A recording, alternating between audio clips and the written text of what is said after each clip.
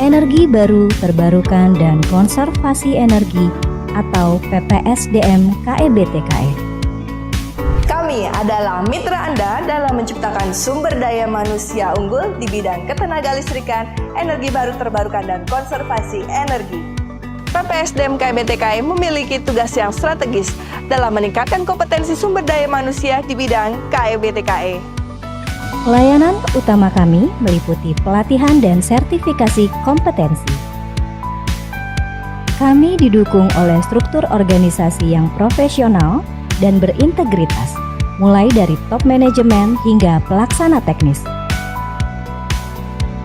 Tim kami berkomitmen untuk memberikan layanan terbaik demi mewujudkan energi berkelanjutan. Kami menawarkan pelatihan dan sertifikasi yang sesuai dengan perkembangan industri di sektor KEBTKE. Didukung oleh tenaga pengajar yang ahli di bidangnya, serta fasilitas yang lengkap dan modern. Semua dirancang untuk menciptakan pengalaman belajar terbaik. Berbagai capaian kinerja telah kami raih, termasuk penyelenggaraan pelatihan dan sertifikasi bagi puluhan ribu tenaga teknik industri, ASN, dan masyarakat. PPSDM KEBTKE menyediakan beragam layanan meliputi pelatihan di bidang ketenagalistrikan, energi baru terbarukan, dan konservasi energi, sertifikasi berbasis kompetensi, serta jasa penunjang seperti audit energi pada industri dan bangunan gedung, penyediaan tenaga ahli, dan jasa lainnya. Fasilitas kami meliputi ruang pelatihan, wisma konservasi, serta laboratorium di bidang ketenagalistrikan, energi baru terbarukan, dan konservasi energi. Kami menjalin kerjasama dengan berbagai mitra strategis, baik nasional maupun internasional, untuk memperluas akses dan peluang pengembangan SDM di sektor KEBTKE. Bersama PPSDM KEBTKE, mari wujudkan sumber daya manusia unggul di bidang ketenagalistrikan, energi baru terbarukan, dan konservasi energi. Mari ciptakan sumber daya manusia unggul untuk masa depan energi berkelanjutan.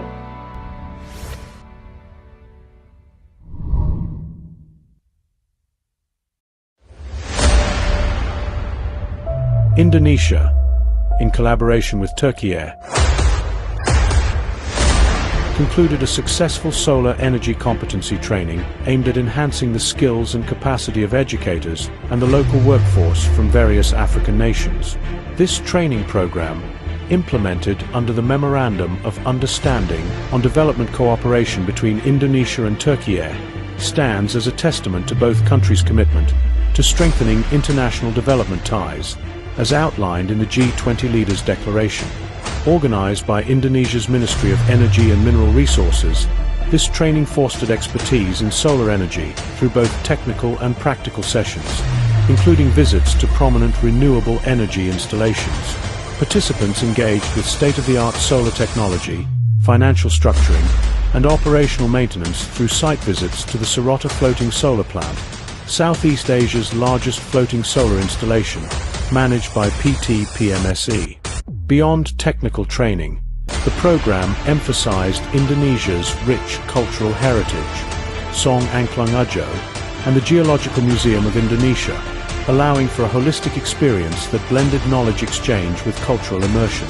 Expressing deep gratitude, Indonesia's representatives extended their appreciation to all supporting organizations, including the Turkish Cooperation and Coordination Agency or TICA, Indonesia's International Development Cooperation Fund or Indonesian Aid, and key government bodies, such as the Ministry of Foreign Affairs, the Ministry of Finance, Ministry of State Secretariat, and BOPNS. This 6-day training fostered positive discussions, knowledge exchange, and networking opportunities, contributing to future industry and academia partnerships, and supporting African countries in addressing solar PV technology challenges.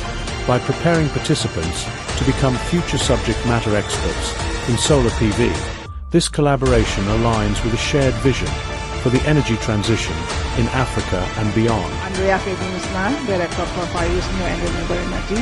The head of Indonesia's Human Resources Development Agency for Energy and Mineral Resources officially closed the event, expressing hope for continued cooperation and dedication to advancing global renewable energy expertise.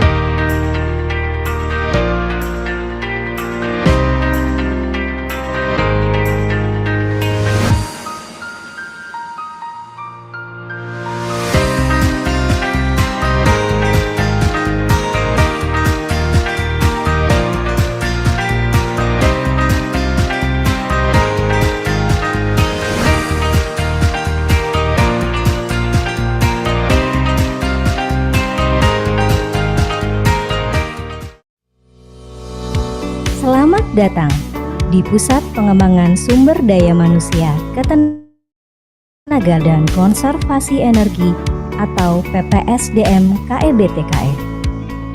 Kami adalah mitra Anda dalam menciptakan sumber daya manusia unggul di bidang ketenaga listrikan, energi baru terbarukan dan konservasi energi. PPSDM KEBTKE memiliki tugas yang strategis dalam meningkatkan kompetensi sumber daya manusia di bidang KEBTKE. Layanan utama kami meliputi pelatihan dan sertifikasi kompetensi.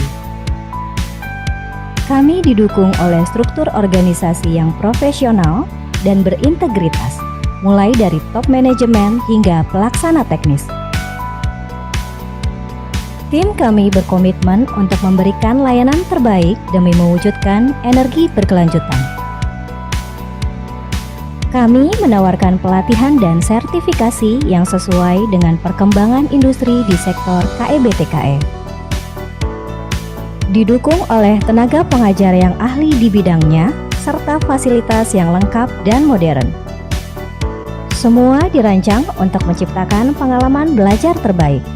Berbagai capaian kinerja telah kami raih, termasuk penyelenggaraan pelatihan dan sertifikasi bagi puluhan ribu tenaga teknik industri, ASN, dan masyarakat.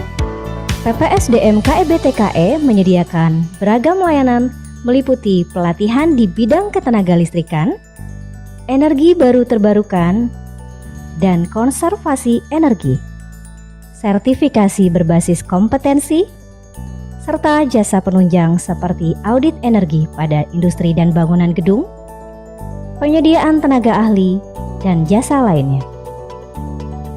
Fasilitas kami meliputi ruang pelatihan, wisma konservasi, serta laboratorium di bidang ketenaga listrikan, energi baru terbarukan, dan konservasi energi. Kami menjalin kerjasama dengan berbagai mitra strategis, baik nasional maupun internasional, untuk memperluas akses dan peluang pengembangan SDM di sektor KEBTKE. Bersama PPSDM KEBTKE, mari wujudkan sumber daya manusia unggul di bidang ketenaga listrikan, energi baru terbarukan, dan konservasi energi. Mari ciptakan sumber daya manusia unggul untuk masa depan energi berkelanjutan.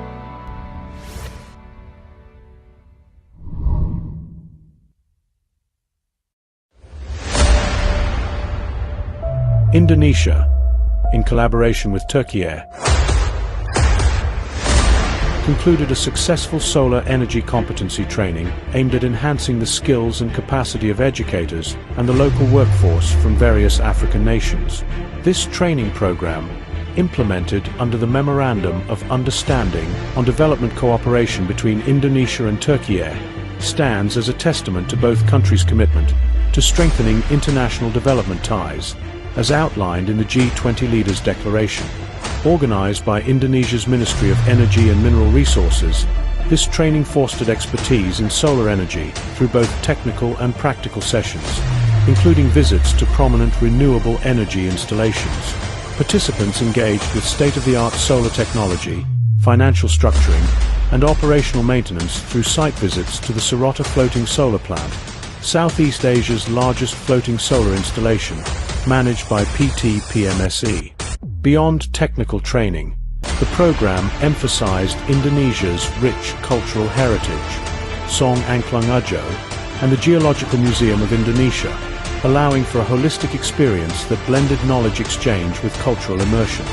Expressing deep gratitude, Indonesia's representatives extended their appreciation to all supporting organizations, including the Turkish Cooperation and Coordination Agency or TICA, Indonesia's International Development Cooperation Fund or Indonesian Aid, and key government bodies, such as the Ministry of Foreign Affairs, the Ministry of Finance, Ministry of State Secretariat, and BOPNS. This 6-day training fostered positive discussions, knowledge exchange, and networking opportunities, contributing to future industry and academia partnerships, and supporting African countries in addressing solar PV technology challenges. By preparing participants to become future subject matter experts in solar PV, this collaboration aligns with a shared vision for the energy transition in Africa and beyond. Director for New and Renewable Energy. The head of Indonesia's Human Resources Development Agency for Energy and Mineral Resources officially closed the event, expressing hope for continued cooperation and dedication to advancing global renewable energy expertise.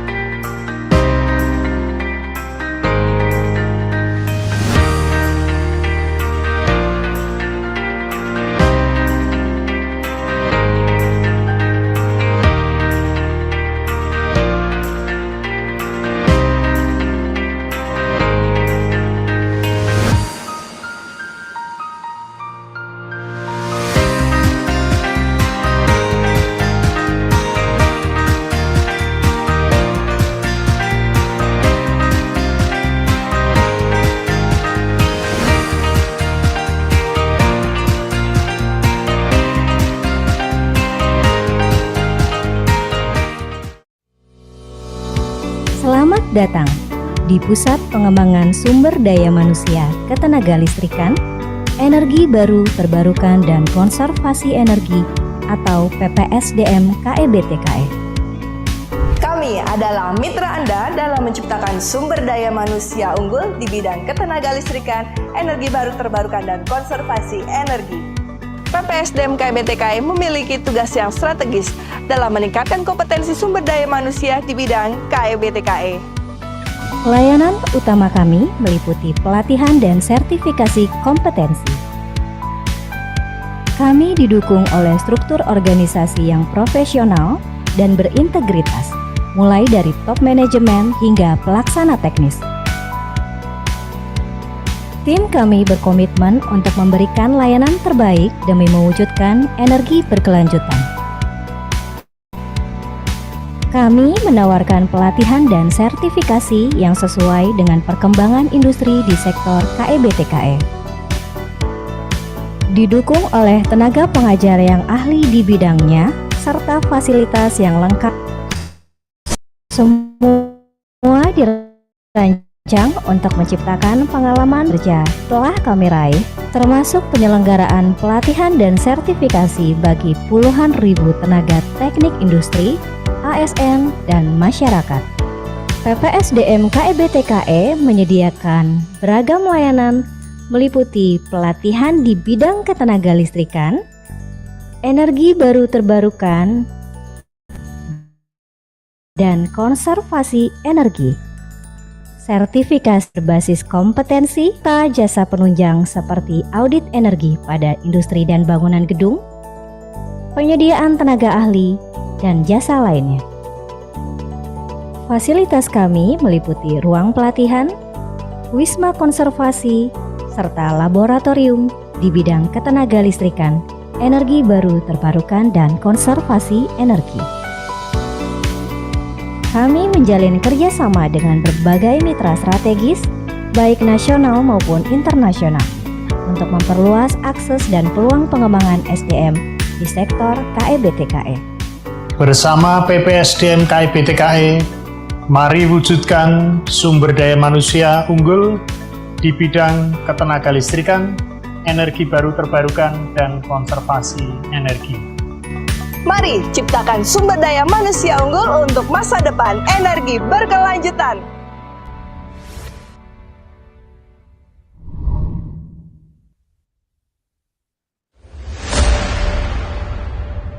Indonesia, in collaboration with Turkey, concluded a successful solar energy competency training aimed at enhancing the skills and capacity of educators and the local workforce from various African nations. This training program, implemented under the Memorandum of Understanding on Development Cooperation between Indonesia and Turkey, stands as a testament to both countries' commitment to strengthening international development ties, as outlined in the G20 Leaders' Declaration. Organized by Indonesia's Ministry of Energy and Mineral Resources, this training fostered expertise in solar energy through both technical and practical sessions, including visits to prominent renewable energy installations. Participants engaged with state-of-the-art solar technology, financial structuring, and operational maintenance through site visits to the Sorota Floating Solar Plant, Southeast Asia's largest floating solar installation, managed by PT PMSE. Beyond technical training, the program emphasized Indonesia's rich cultural heritage, Song Angklung Ujo, and the Geological Museum of Indonesia, allowing for a holistic experience that blended knowledge exchange with cultural immersion. Expressing deep gratitude, Indonesia's representatives extended their appreciation to all supporting organizations, including the Turkish Cooperation and Coordination Agency, or TICA, Indonesia's International Development Cooperation Fund, or Indonesian Aid, and key government bodies, such as the Ministry of Foreign Affairs, the Ministry of Finance, Ministry of State Secretariat, and BOPNS. This 6-day training fostered positive discussions, knowledge exchange, and networking opportunities, contributing to future industry and academia partnerships, and supporting African countries in addressing solar PV technology challenges. By preparing participants to become future subject matter experts in solar PV, this collaboration aligns with a shared vision for the energy transition in Africa and beyond. Director of Energy. The head of Indonesia's Human Resources Development Agency for Energy and Mineral Resources officially closed the event, expressing hope for continued cooperation and dedication to advancing global renewable energy expertise.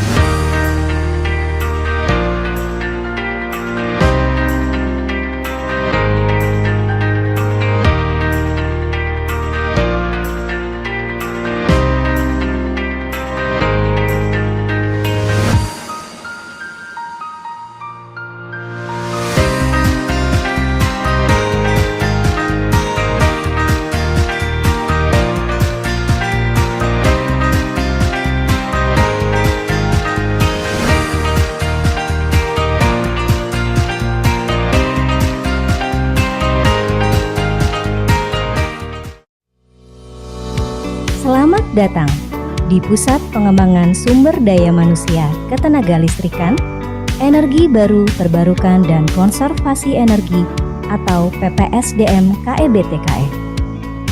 Kami adalah mitra Anda dalam menciptakan sumber daya manusia unggul di bidang ketenagalistrikan, energi baru terbarukan dan konservasi energi. PPSDM KEBTKE memiliki tugas yang strategis dalam meningkatkan kompetensi sumber daya manusia di bidang KEBTKE. Layanan utama kami meliputi pelatihan dan sertifikasi kompetensi. Kami didukung oleh struktur organisasi yang profesional dan berintegritas, mulai dari top manajemen hingga pelaksana teknis. Tim kami berkomitmen untuk memberikan layanan terbaik demi mewujudkan energi berkelanjutan.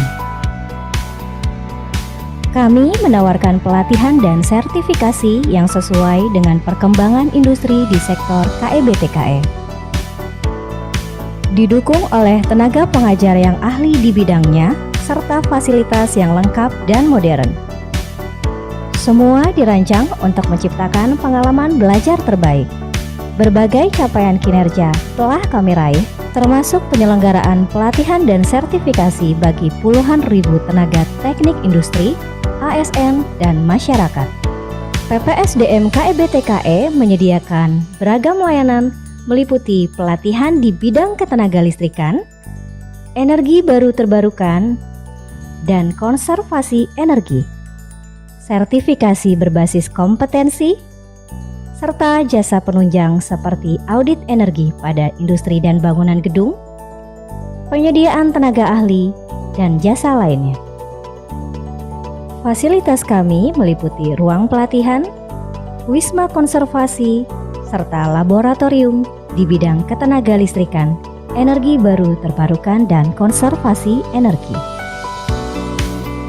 Kami menjalin kerjasama dengan berbagai mitra strategis, baik nasional maupun internasional, untuk memperluas akses dan peluang pengembangan SDM di sektor KEBTKE.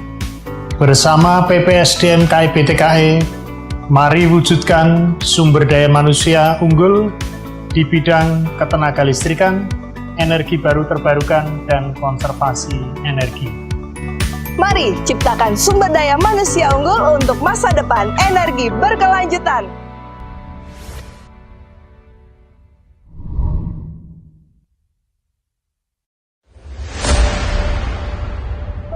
Indonesia, in collaboration with Turkey, concluded a successful solar energy competency training aimed at enhancing the skills and capacity of educators and the local workforce from various African nations.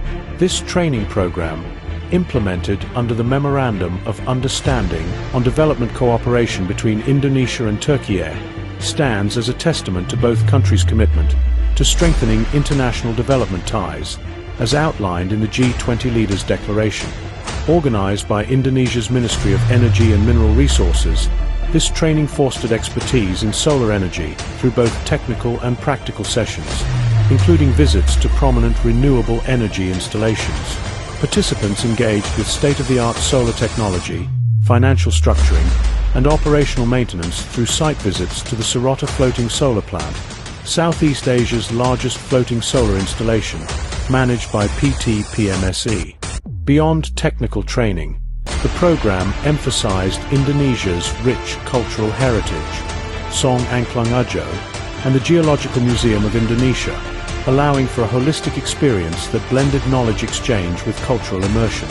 Expressing deep gratitude, Indonesia's representatives extended their appreciation to all supporting organizations, including the Turkish Cooperation and Coordination Agency or TICA, Indonesia's International Development Cooperation Fund, and key government bodies, such as the Ministry of Foreign Affairs, the Ministry of Finance, Ministry of State Secretariat, and BOPNS. This six-day training fostered positive discussions, knowledge exchange, and networking opportunities, contributing to future industry and academia partnerships, and supporting African countries in addressing solar PV technology challenges. By preparing participants to become future subject matter experts in solar PV, this collaboration aligns with a shared vision for the energy transition in Africa and beyond. Director for Various New and Renewable Energy. The head of Indonesia's Human Resources Development Agency for Energy and Mineral Resources officially closed the event, expressing hope for continued cooperation and dedication to advancing global renewable energy expertise.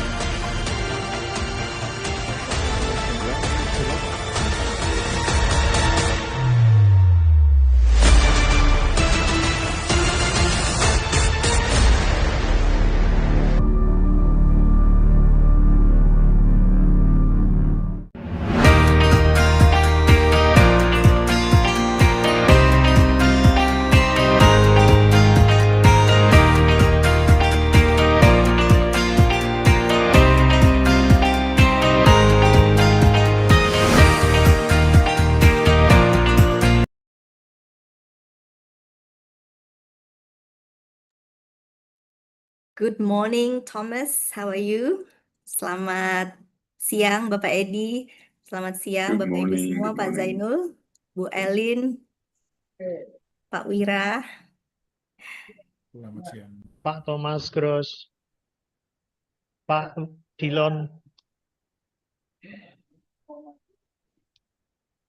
Good Izin morning, mulai, dear Bapak. ladies 1 and menit gentlemen. lagi. Great to see you.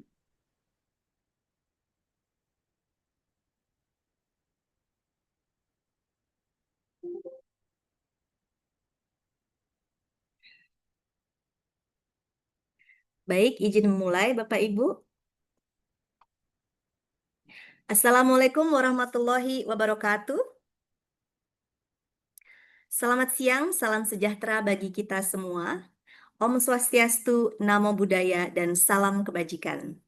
Yang terhormat Kepala Pusat Pengembangan Sumber Daya Manusia Ketenagalistrikan, Energi Baru Terbarukan, dan Konservasi Energi PPSDM KIPTKE, Bapak Insinyur Sesetyo Edi Prabowo MSI, para pejabat tinggi Pratama di lingkungan Kementerian SDM, dan para manajemen dari PPSDM KIPTKE, narasumber kita, Bapak Thomas Gross, founder dari HYCON GmbH dan dosen di Zurich University of Applied Sciences, serta moderator yang akan memandu diskusi hari ini, Bapak Wira Dilon, expert panel pada transisi energi berkeadilan.id. Selamat datang Sobat Energi di webinar inspiratif kita pada siang hari ini berjudul Smart Storage for a Smarter Grid, mengenal teknologi Pumped Storage Hydropower. Perkenalkan, saya Dian Elvira Rosa. Senang sekali saya diberi kesempatan untuk membawakan acara pada siang hari ini. Kegiatan ini berlangsung atas kerjasama antara BPSDM ESDM dengan pemerintah Swiss, State Secretariat for Economic Affairs SECO, melalui proyek Renewable Energy Skills Development (RESD). Untuk memulai acara, mari kita dengarkan sambutan dari Kepala Badan Pengembangan Sumber Daya Manusia, Energi dan Sumber Daya Mineral yang akan disampaikan oleh Kepala PPSDM KE BTKE, Bapak Susetyo Edi Prabowo. Kepada Bapak Edi, waktu dan tempat kami persilakan. Terima kasih, Bu Dian.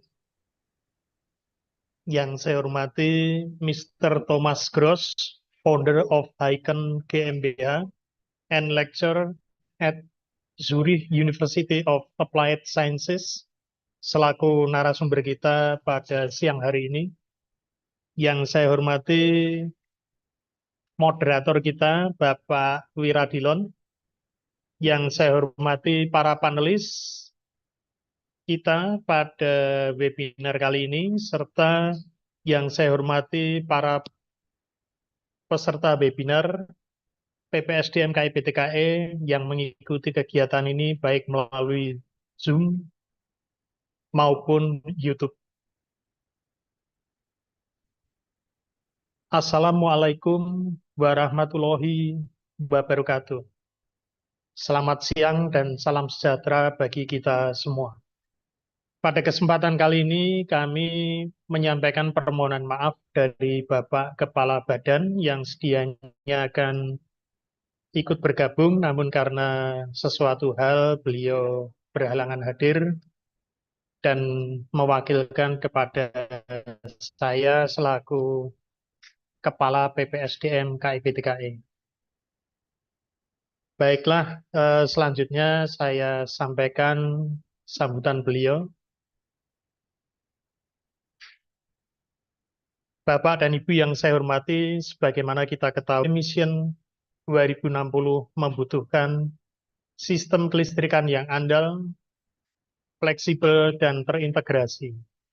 Peningkatan porsi energi terbarukan seperti tenaga surya dan tenaga angin membawa tantangan baru, yaitu ketidakpastian pasokan karena sifatnya yang intermittent. Teknologi penyimpanan energi skala besar memegang peran yang krusial. Salah satu solusi yang telah terbukti secara global adalah Pumped Storage Hydropower atau PSH.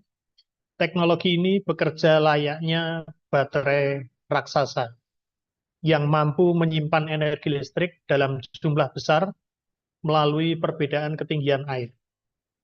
Pumped storage tidak hanya meningkatkan keandalan sistem kelistrikan, namun juga mendukung integrasi energi terbarukan dengan biaya operasional yang kompetitif dan umur teknis yang panjang. Berdasarkan Rencana Usaha Penyediaan Tenaga Listrik atau RUPTL 2025-2034, total kapasitas pembangkit listrik diproyeksikan mencapai 69,5 gigawatt, yang mana 10,3 gigawatt atau 15% berasal dari storage, termasuk baterai energi storage system dan PLTA pump storage. Saat ini PLN dalam proses membangun pembangkit listrik tenaga air atau PLTA Cisokan dengan teknologi pump storage kapasitas 4 kali 260 MW. PLTA pump storage ini direncanakan akan beroperasi tahun 2027. PLTA ini akan menjadi seperti power storage yang bisa sangat efisien sekaligus andal untuk diaktifasi terutama saat kondisi beban puncak. Bapak Ibu peserta yang berbahagia, hari ini kita beruntung mendapatkan kesempatan untuk mendengarkan langsung paparan dari Mr. Thomas Gross seorang ahli internasional di bidang Pumped Storage Hydropower, founder of HYCON GmbH. Beliau akan berbagi wawasan terkait prinsip kerja dan inovasi terkini dalam teknologi storage, strategi integrasi PSH dalam sistem smart grid, studi kasus penerapan pumped storage di berbagai negara, dan peluang pengembangan pumped storage di Indonesia.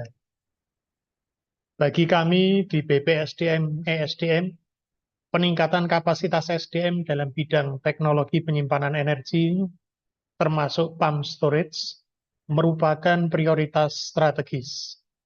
Kolaborasi lintas sektor, baik pemerintah, akademisi, industri, dan lembaga internasional, menjadi kunci mempercepat penguasaan teknologi ini.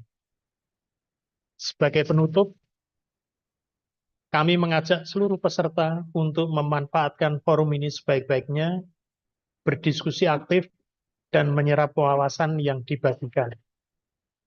Semoga kegiatan ini menjadi langkah nyata dalam memperkuat infrastruktur energi bersih di Indonesia. Dengan mengucapkan Bismillahirrahmanirrahim, seminar Smart Storage for a Smarter Grid, mengenal teknologi Pumped Storage Hydropower, secara resmi saya nyatakan dibuka. Sekian dan terima kasih. Wassalamualaikum warahmatullahi wabarakatuh.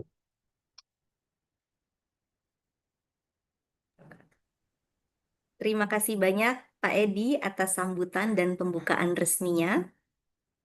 Sobat Energi, hari ini kita akan mengupas tuntas tema yang sangat relevan dengan perkembangan energi terbarukan, yaitu seperti disampaikan tadi, teknologi Pumped Storage Hydropower.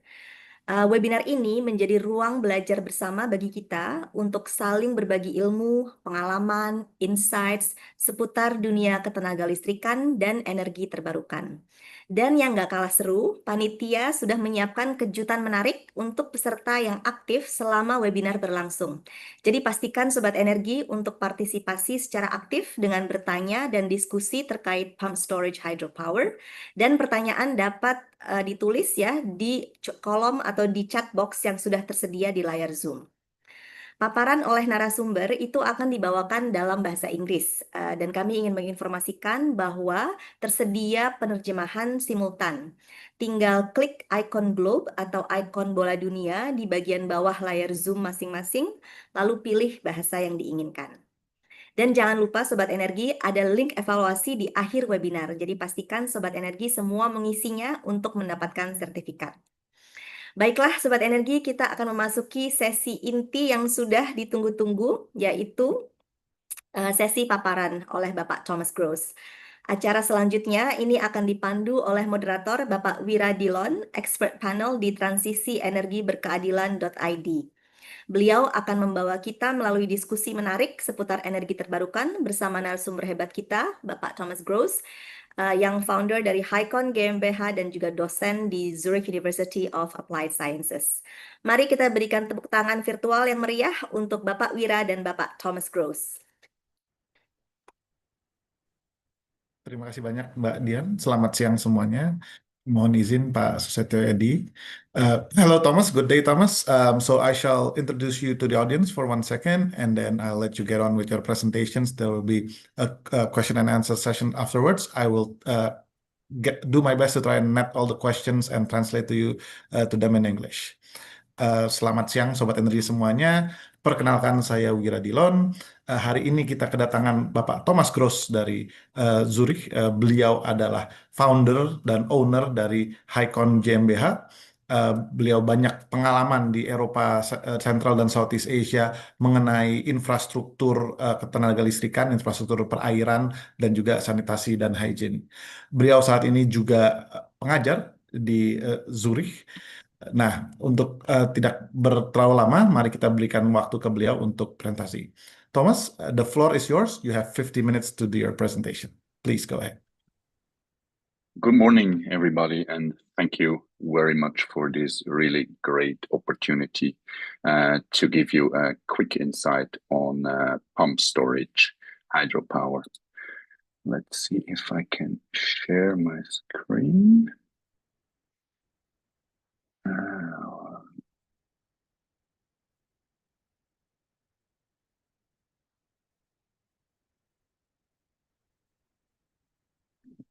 Okay. So technically, you should see the presentation now. I hope that works. Perfect. It works. Okay. Just to give you a very quick background of who I am and who is HYCON, just that you know. So HYCON, I have a 20-year career in renewable energy, working abroad, based in Southeast Asia. I started working in Indonesia in 2006 for the first time. That was at that time for the GIZ funded mini hydropower program in Indonesia, but also for the ASEAN German mini hydropower project. So I've been quite a number of times to Indonesia. When it comes to our company, as you see, we mainly work on renewable energy, but we also have water, land management, and social topics we work on. And as mentioned, we don't need to go into detail. I've been working in globally, so it's Southeast Asia, it's Central Asia, and more also in Africa. But when it comes to renewable energy in Africa, that's more solar systems, PV. But that's not the topic of today. That's just to give you a very brief overview of who is talking to you. So now we shall jump into the topic and look what is pumped storage hydro. And please don't get confused. The first two slides are maybe a little bit technical. If you look at this very simple slide, this is the essence of hydropower. And this is probably also the only formula, even if you're a non-technical person.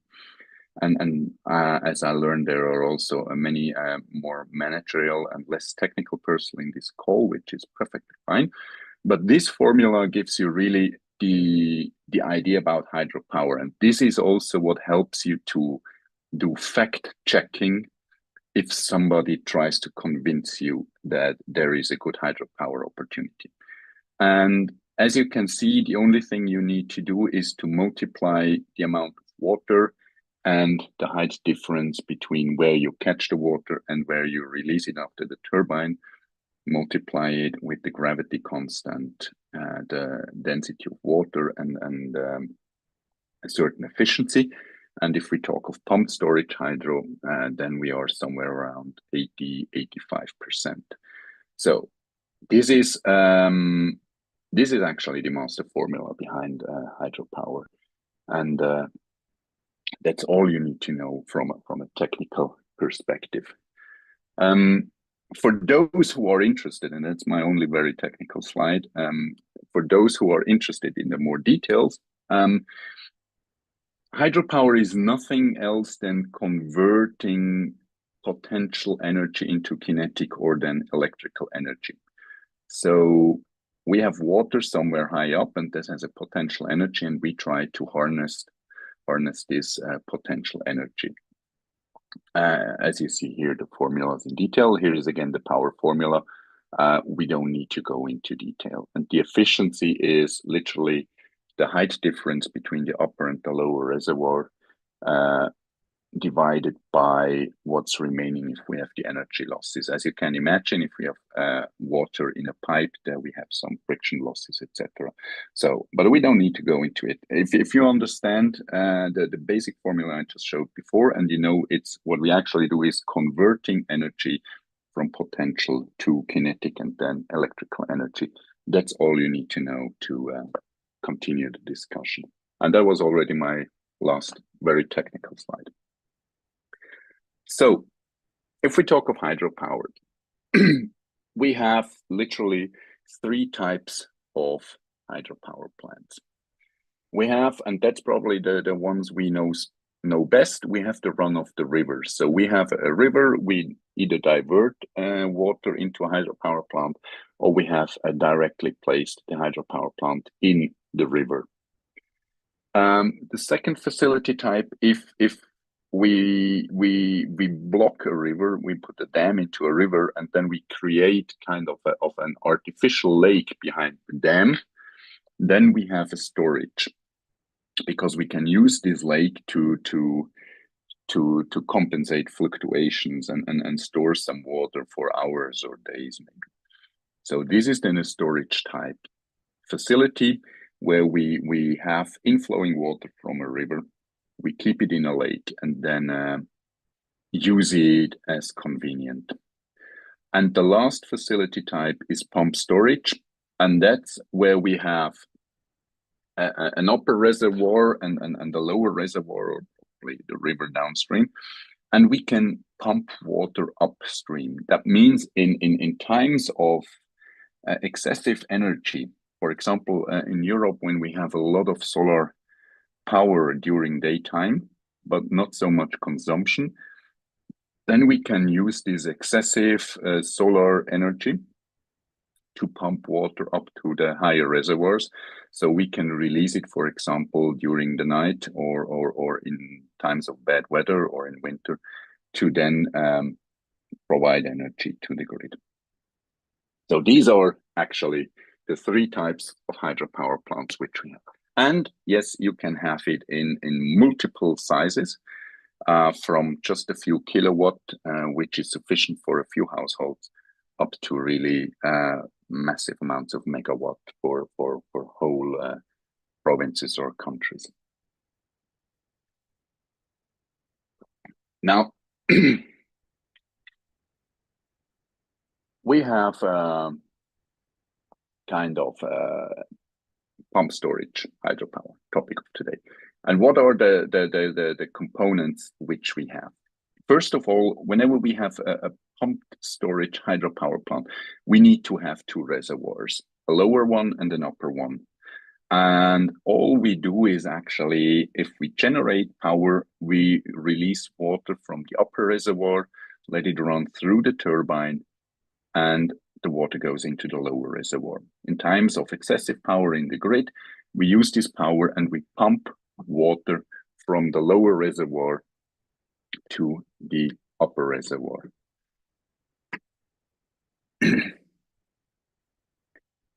So that's here. So you see the lower reservoir, and here's the pump and the turbine, and either it goes down or it goes up. Now, as mentioned, technically we can do it either with a closed circuit, where we don't have any inflowing streams or rivers, but we can also have an open system where in that case, for example, the lower reservoir is connected to a river. So we have here inflowing water, and we can pump it up and release it down and then release it over the river again. So as mentioned, we have the two reservoirs, and then we have the powerhouse where we have generator, motor, and the pump. So that's very schematic what it looks like. So what does it look like in real life? And here, this is one of the pumped storage hydropower plant schemes in Switzerland. Let me see. I somehow need to move my. Well, okay. So, and what do we see here? This is Mattmark. This is in the southern part of Switzerland, and you see here in the very back, you see the major dam from the river. I'll show you just a picture afterwards.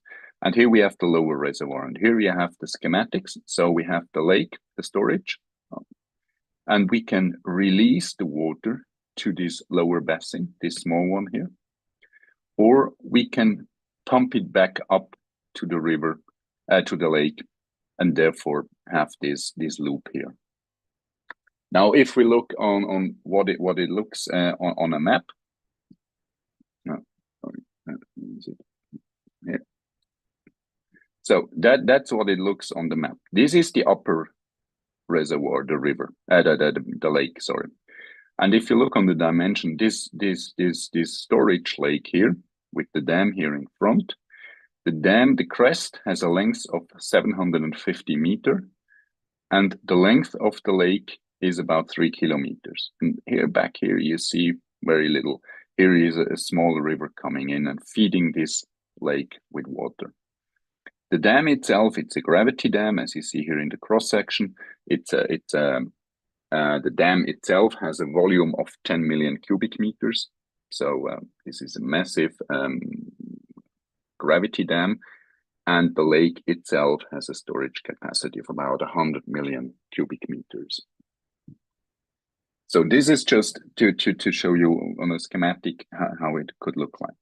A second example I would like to give you is Lindlimen. And if I'm not mistaken, we have a few participants who had the chance also to visit Lindlimen in Switzerland.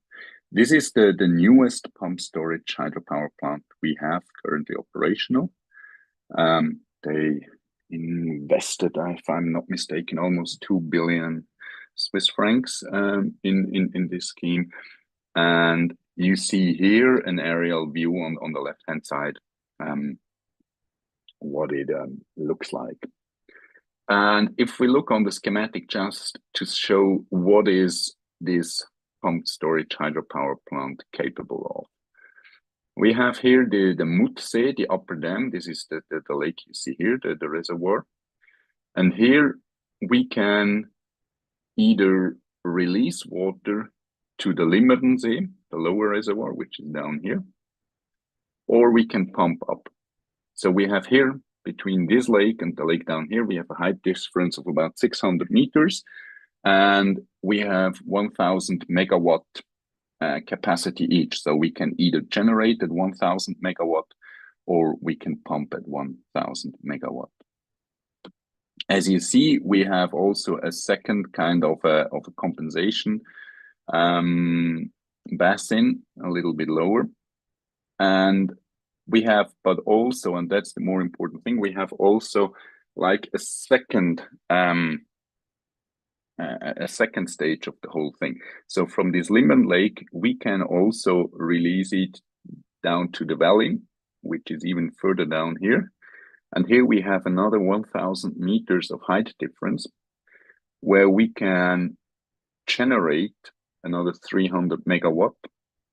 Here the pumps are not that powerful on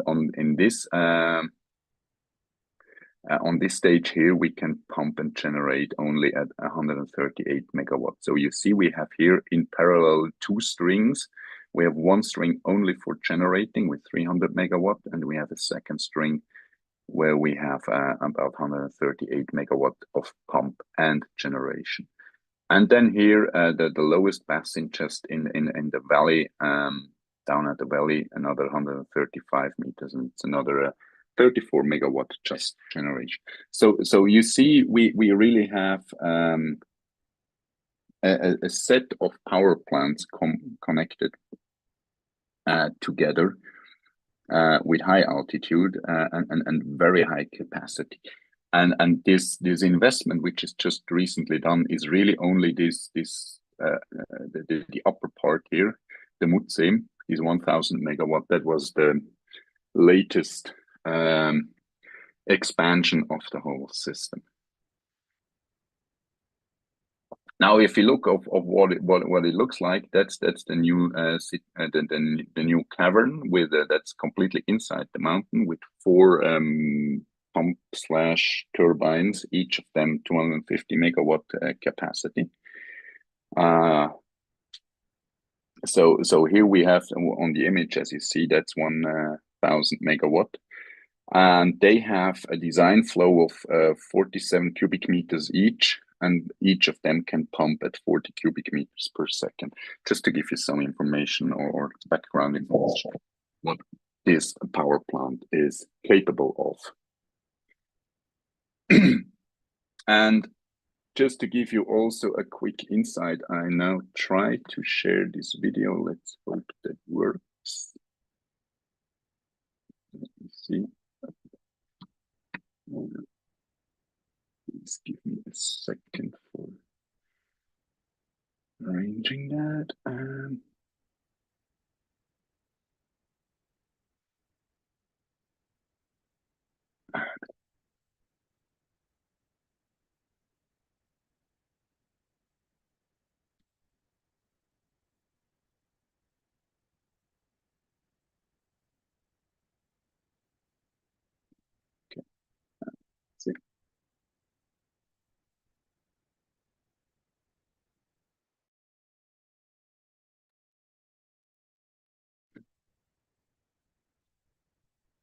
Okay, let's hope that works.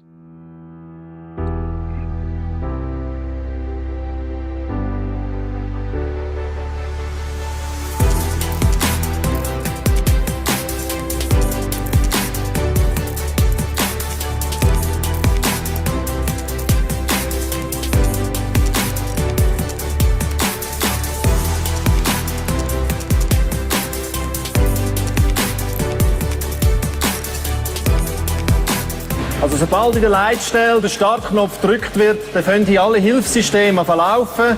Dann öffnet der Kugelschieber, dann haben wir anstehendes Wasser hier auf der Turbine und sobald nachher die Leitschaufeln auftun, fährt die Turbine an zu drehen.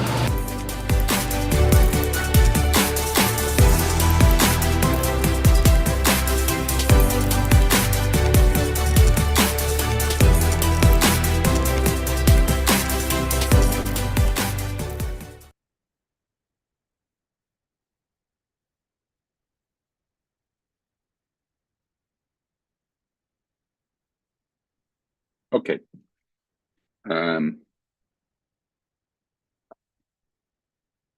Good. I hope you could at least see the video. There is not much sound behind. And where's my sound? I'm completely lost. Okay. Yes. Okay.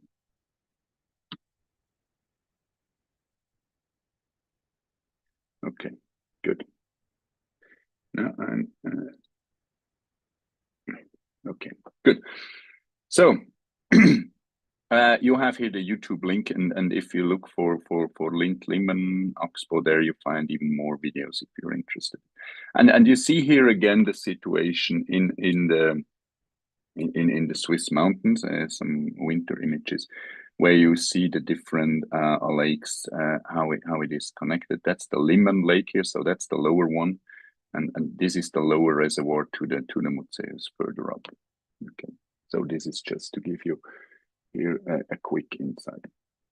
Okay, now, but why is pumped storage hydro relevant for renewable energy? And as we have a lot of fellow ladies and gentlemen, also in not only in the industry but also on governmental and authority level, who need to think about policy making, we might need to have a look at the relevance of pumped storage.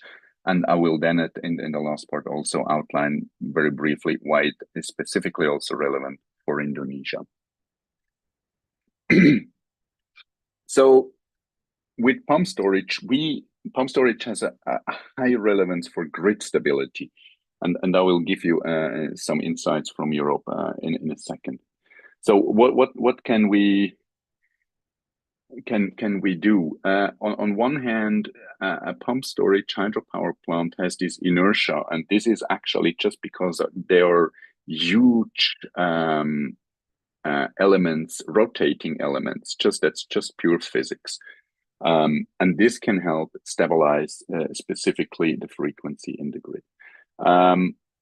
Secondly, and this brings me to the frequency response, frequency regulation. As you can imagine, for every power utility, regulating the frequency and keep it as close to 50 Hz in most countries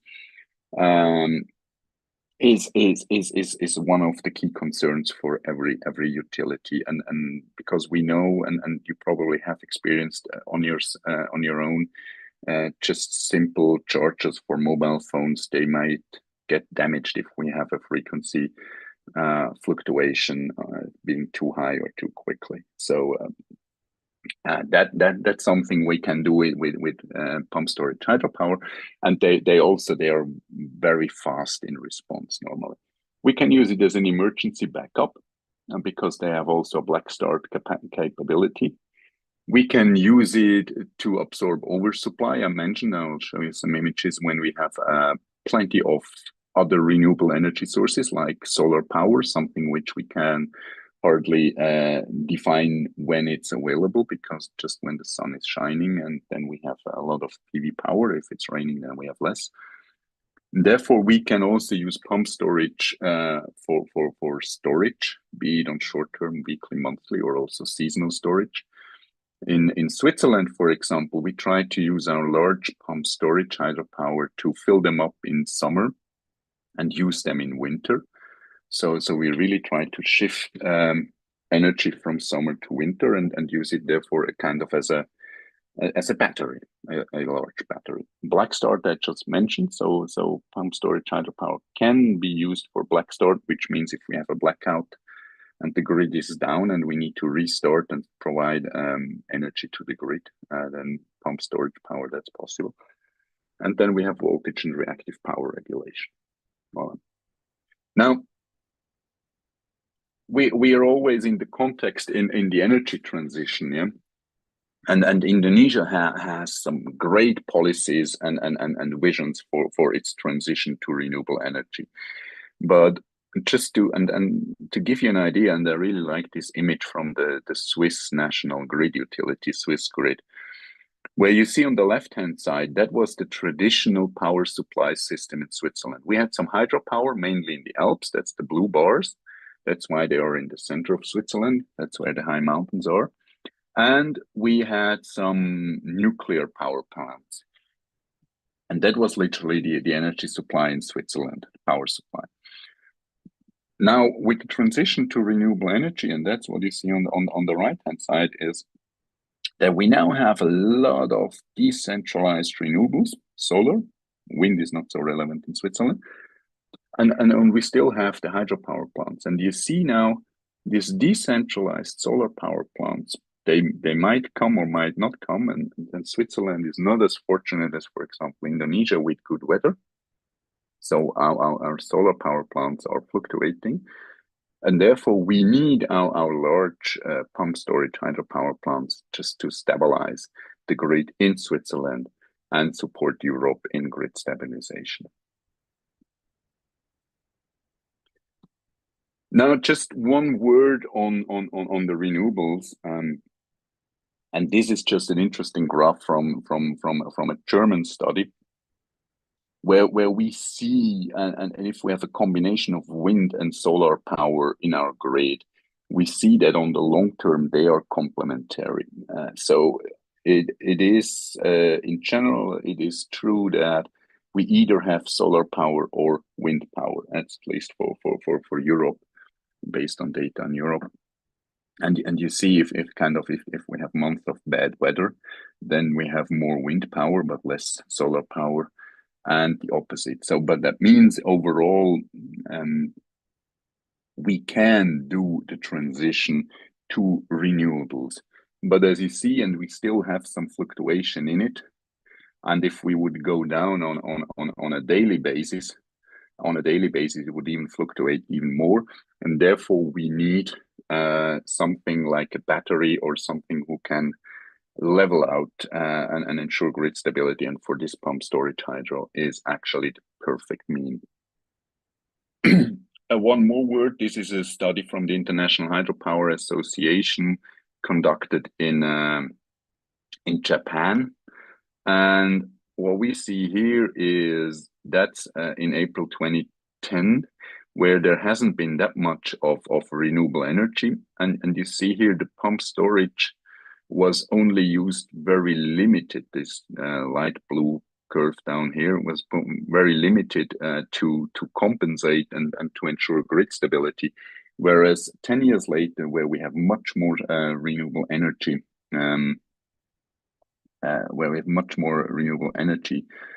in the system, you see here how often in the month of April 2020, how often a pump storage hydro was used to compensate the fluctuation in renewable energy, be it when it's the light blue in the negative part, that's where they are pumping, so they're consuming overproduction from the PV system, or injecting, that's when we are in the positive, to stabilize the grid.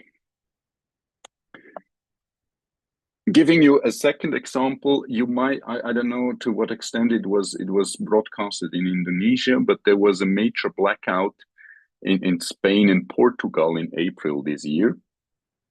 There the problem was a low quality in the grid. So it was a grid problem combined with the transition to renewable energy with solar, etc. But it was mainly a grid problem.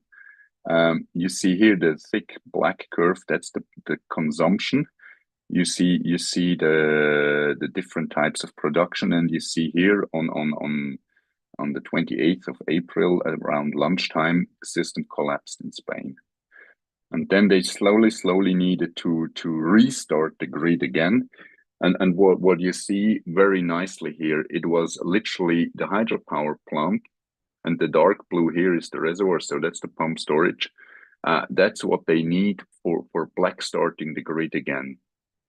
And as you can see, it took them about 12 hours to get back online again. And this is really something you can do with hydropower the best. The gray part here is the gas turbines, but definitely with other renewables you cannot do it, and probably also other energy forms are more difficult, and they are not that fast in reaction. If you need to shut down a coal power plant somewhere here, you cannot fire it up as quick as possible as you can with hydropower, specifically with pump storage, which is more or less immediately available.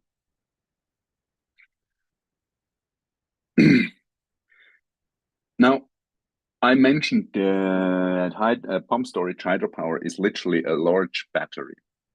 And this is actually an interesting graph if we look at the lifetime cost. So that's really lifetime cost over the duration of the lifetime of a system. And if we talk of pump storage, we really can, and it's fair to assume that pump storage can, at least some components, last more than 80 years. And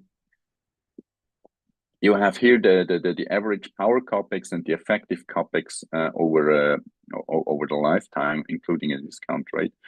And you see here, pump storage is on the capex level actually the most cost-effective solution by now. That's a study from 2021 from the Hydropower Association, and you see the pump storage that's here on the left hand side. That's the most cost-effective solution compared to batteries or compressed air or hydrogen over the lifetime. If you need a battery, even though, and this is absolutely true, that the initial investment costs are probably much higher than other solutions. But over the lifetime, it's the most cost-effective solution.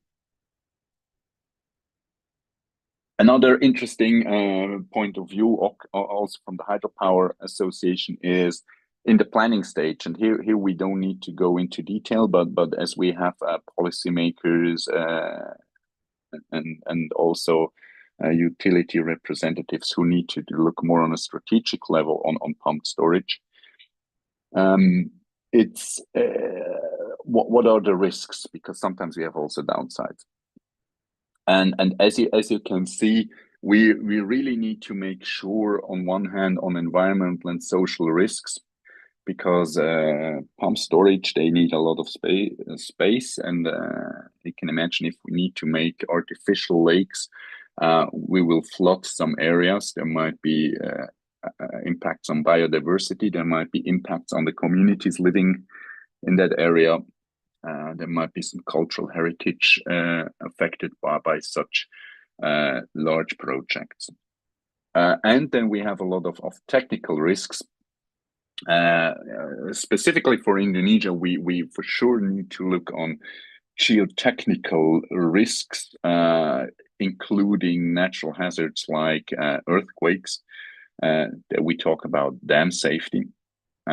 So this is really these are key topics to be considered when going into the planning and design of such solutions. On financial and market, I think there we definitely are more on from the financial part. We can manage the financial risks for sure more easy than for other large-scale power technology. And in view of the very progressive policies towards renewable energy in Indonesia, I would assume at least in the next years, we also would have the political support for such solutions. As mentioned with Indonesia, they're progressing well, and you made some impressive efforts also on the policy level. One last thing, it's really, and this again, that's the last point of view for Europe. Pump storage is a key factor, but it takes the grid, and these are some headlines, recent headlines, where you see we need to focus on the grid and sustainability and stability of the supply with electrical power to our clients, be it enterprise or domestic or public use. And we need on one and to stabilize the grid, we need solutions to compensate any fluctuations, be it from whatsoever other source of energy. And pump storage has a large capacity. It can be done in large scale and has a very fast response times, a response time which we cannot achieve with coal or gas or nuclear power plants. And if we want to transition to renewable and we want to have a stable grid, then pump storage is most probably the solution we need to focus on. Now I come to my last part. Hope I'm not overtaking.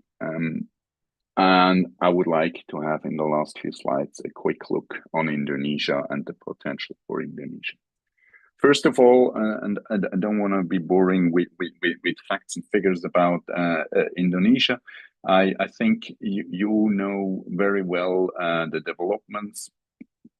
Here's some figures published by the International Renewable Energy Agency in 2024 about Indonesia. So we see that the majority of electricity generation in Indonesia is still based on fossil fuels, but we see a trend to other energy forms. When we look on the net capacity change in megawatts in 2023, we see here specifically on geothermal, bioenergy, and solar, there has been a large increase. Hydro hasn't been that much in 2023, but that might change. That's on an annual basis and depends on which project comes when, so we don't need to go into details on that. Now, interesting here also, if we look in Indonesia on the left-hand side, the data from 2017 published by IRENA on what was the energy production in which part of Indonesia, where we see we have a lot of non-renewable energy, at least 10 years back. And then just from the most recent presentation from the Directorate for Renewable Energy and Energy Conservation on what is the potential in Indonesia. And I think this is a very impressive figures, what we can do in Indonesia. And you see that Indonesia still has a vast potential for energy and also be self-sufficient and independent from any imports of whatsoever of fuels. and I think there is on all areas there we have a lot of opportunities for Indonesia, and then therefore I'm also convinced that whatever policy is currently in place and envisaged, that Indonesia has all the means to achieve them. The same is with the grid. Here, even 2 years older, that was the grid as it was assessed by the International Energy Agency in 2015, where we see we have here some connected grid, but otherwise, due to the geography of Indonesia, we're somehow disconnected and depending on the generation capacity on each island. And here again, as presented by the Ministry of Energy and Mineral Resources earlier this year, with the strategy to net zero emission in 2060, there are also investments needed into the grid. And if we look at this kind of long-term master plan, I think we're definitely on track also for a sustainable, durable, and stable power supply in Indonesia. So grid-wise, here you see Indonesia has done its homework, and you know exactly where to go. And I think with pumped storage hydro, we then can provide another piece into the puzzle, as you already outlined. If we look on the production capacity, this is also interesting. Well, that's a study from 2017, where we see what capacity do we have where, and what is specifically the reserve. And we see we don't have in every area and every province, let's say, sufficient production capacity in renewables to cover all the needs. And therefore, even more, we need to have a stable grid and the capability of transferring energy from one area to the other one to cover all the needs on the demand side. Now, Indonesia already has or is working on a pump storage. Most of you know this project. Just to give you some information. So here we have the idea is to have a pumped storage hydropower plant with 276 meters and about 1,000 megawatt, 4 times 260 megawatt generator motor. So you see from the generation or pump side, we are actually in the same size, about 1,000 megawatt, as the most recent installations in the Lindlimen in Switzerland. So it's not only Switzerland being able of doing large-scale pump storage, Indonesia is as capable as well. So you know how to do it. And I think this is a very interesting project that you can and the key element also for future grid stability. And when I say grid stability, this is interesting. This project was also financed or co-financed by the World Bank. If we look on what they call what is the logical framework behind and or their motivation, why they think it is a useful project, this HYCON pumped storage power plant. It's on one hand to increase hydropower and energy storage. It is for system stability and also peaking capacity for the Java-Bali system. Yeah, that means that with this 1,000 megawatt pumped storage hydropower plant, Indonesia is really putting kind of a big battery and a big stabilizing factor into the Java-Bali system, and therefore can improve the quality of supply in this Java-Bali system in a large scale. So this is really a great project here. But do we have also more potential? And there I found a study published in 2022, and you see here what is currently projected and where we have potential. And based on that study, you have the link on the top right. Indonesia has really a great potential. As you see these big green circles, there is hundreds of terawatt hours of potential for pumped storage hydro in Indonesia, and therefore we can also conclude that that with its pathway to net zero emission in 2060 and its transition to renewables, Indonesia has also the potential for pumped storage to ensure that we have a sustainable, durable, and high quality power supply in the grid, no matter where we are in this beautiful country. And to state this, here again some headlines. it's on one hand the United Nations who had this headline that with the smart grid, and that's a big advantage. Yeah, I mean in Europe we have this let's say this traditional grid who was developed over tens and hundreds of years. In the past 120, 150 years, this grid continually was developed, and we now need somehow to include smartness. In Indonesia, as we anyway need to invest in grid, you can do it smart from the very beginning.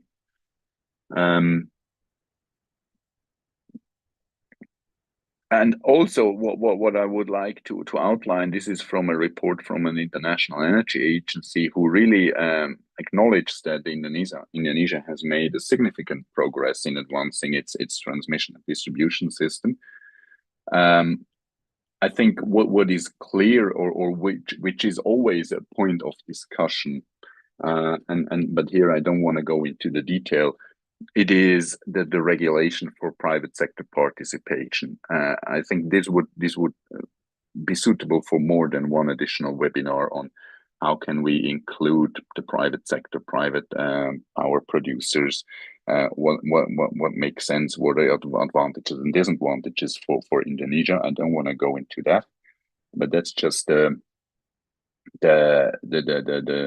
findings from the International Energy Association. But the most important thing is that Indonesia has acknowledged the grid is relevant, and they've done already significant investments into the grid, and therefore I'm very positive that this energy transition and the pathway towards net zero emission in 2060 will be achieved by Indonesia in a sustainable way.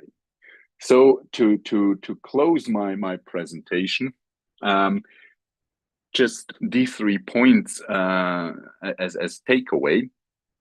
First of all, I'm convinced, and the facts are clear, that Indonesia has a vast potential for pumped storage hydro. So for your transition and for grid stability, there are opportunities, and you can do sustainable pumped storage hydro projects, sustainable in the sense of environmental, social, technical, but also financial. As mentioned, as Indonesia is on the pathway to transitioning its energy system, pumped storage will play a vital role for grid stability. As we have seen, pumped storage hydro is not only a mature system, but it's also a cost-effective solution. And yes, we can install battery systems, we can install hydrogen systems, etc., etc. But on the long term, over the life cycle, pumped storage hydro is the most cost-effective solution. And it's mature. It has been here and done for decades. So there is nothing fancy or innovative. In general, there are always innovation, but we know the challenges, but also the opportunities, and therefore we can de-risk such projects rather easily. And yeah, with this, I would like to close my presentation. I would like to express my sincere thanks for you all to listening to me, but also to RESD and the ministry to give me this chance to do this presentation. And yeah, many thanks. Here you have my details in case there are any follow-up questions after this webinar. And therefore, back to Vero and Dion. Thank you very much. Thank you very much, Thomas. Right on cue. You still have 5 minutes left, but we have tons of questions and answers from the audience. They're really riling up and they really have lots of questions. I'm sorry if we can't load them all, but I will choose a few I think is most interesting. So I think the first question would be, Thomas, with the increasing penetration of PV in the power system, how viable is pumped storage hydro as a solution for balancing the supply-demand variability, especially during periods of overgeneration and low load? I saw that you've presented the graph as well, but Pak Kusmayanto would be very interested in knowing more, how big is this impact of PSH potentially? Because we do have this zombie myth about variability and yeah, how do we even that out? Will enough pump storage hydro allow for PV, 100% PV, for example? What's your take on this? Yeah, thank you very much. I think the big advantage of pumped storage hydro is its sheer scalability. To give you an example, I have been visiting, I think it was Tolo wind farm in South Sulawesi, no, it was earlier this year, where the investors in this wind farm, in that case it was wind, not solar, but it's applicable the same way, in its contract with PLN, at least for the expansion of the wind farm, they also need to invest into a battery system, specifically for grid stability in case there is too much wind and cannot be absorbed by the grid on South Sulawesi. And you see, if we need to have all these decentralized battery solution, they might be justified, but they can never be in a scale like we can do in pump storage hydro. If we see just this first project we now do on the Bali Java system, this HYCON pump storage, here we talk of 1,000 megawatt, which we can immediately use to pump up water or release water. 1,000 megawatt as a battery is just not feasible. And one, I know the investment in such a pump storage hydropower plant is much bigger, but once it's there, we really have a 1,000 megawatt capacity battery in the grid, which we can literally immediately turn on or turn off in case we need to stabilize the grid. And we have, with HYCON as well, you have whatever you need between 0 and 1,000 megawatt immediately, depending what you need to stabilize the grid. And this scale of intervention in the grid for stability, this is something which is unmet with any other technology. Yeah, thank you very much, Thomas. This is very interesting then, because there are several questions as well about your graph regarding the capital expenditure comparisons, right? So it begs the question, what's the minimal scale of volume or wattage would you prescribe for a PSH system to make it viable? Because definitely, 1,000 megawatts of batteries doesn't make sense. But what is the lowest scale of PSH would you prescribe? Yeah, well, on the lower end, that's a difficult question. This is really to be done economically. I give a complete different example. I'm from Switzerland. I'm currently supporting a local water supply utility, which is on a communal level. Just serving a few people, and they want to secure their water supply system with energy in case we have a blackout in our grid. So they want to make sure that they have still electricity available in case of a blackout, so that they are independent. They can do it on one hand with diesel generator, but they want to go renewable. They install solar PV systems with some batteries, and fancy enough, in that village, they also have a small hydropower plant. And here we just talk of 7-8 kilowatt installed capacity, so really tiny. But it is there, and by chance, this small-scale hydropower plant has an upper reservoir and also the ability in the building itself to do kind of a lower storage tank of a couple of cubic meters, which allows them to run literally independently for 12 to 24 hours, producing just 7 kilowatt. But in that case, the water supply utility actively insisted in including this very tiny hydropower plant into their backup system for ensuring that also in times of blackout they have access to electricity. That's not the standard case. So 7 kilowatt pump storage hydropower in most cases will not make any sense. There you're definitely off with PV and battery. But in that case, as it's already there and easily to expand and add on the required components at a low cost, they consider to have it as a key element in their emergency strategy in case of a blackout. But yes, otherwise, I mean, we can then do economic calculation and see on what's the cutoff point for, let's say, batteries, hydrogen, or pumped storage hydro. Wow, yeah, that's very inspiring. And it's 7 kilowatts. That's very small, but I guess, you know, if it's a remote area and it's cheaper and easier to make a pump storage, and it's the dam is all, a small reservoir is there compared to lugging the battery all the way, right? Okay, so Pak Dodi Suparta is asking, given the decreasing surface water availability and erratic rainfall in Indonesia due to climate change, how can the sustainability of pumped storage hydropower be ensured without prior water conservation efforts? Alternatively, should water conservation be prioritized to guarantee this technology's long-term viability? What's your take? Yeah, that's a true question, and who knows what are the changes in how will we do climate change? On climate change, there might be less rain. Yes. What is an interesting? I'm just looking if I find the graph from Switzerland, because climate change has two things. On one hand, yes, we will have different runoff patterns. There will be less rain or different rain patterns, where we have a shift in our river runoff. Let me quickly see if I find the graph immediately. And I might, here it is. Okay, very well.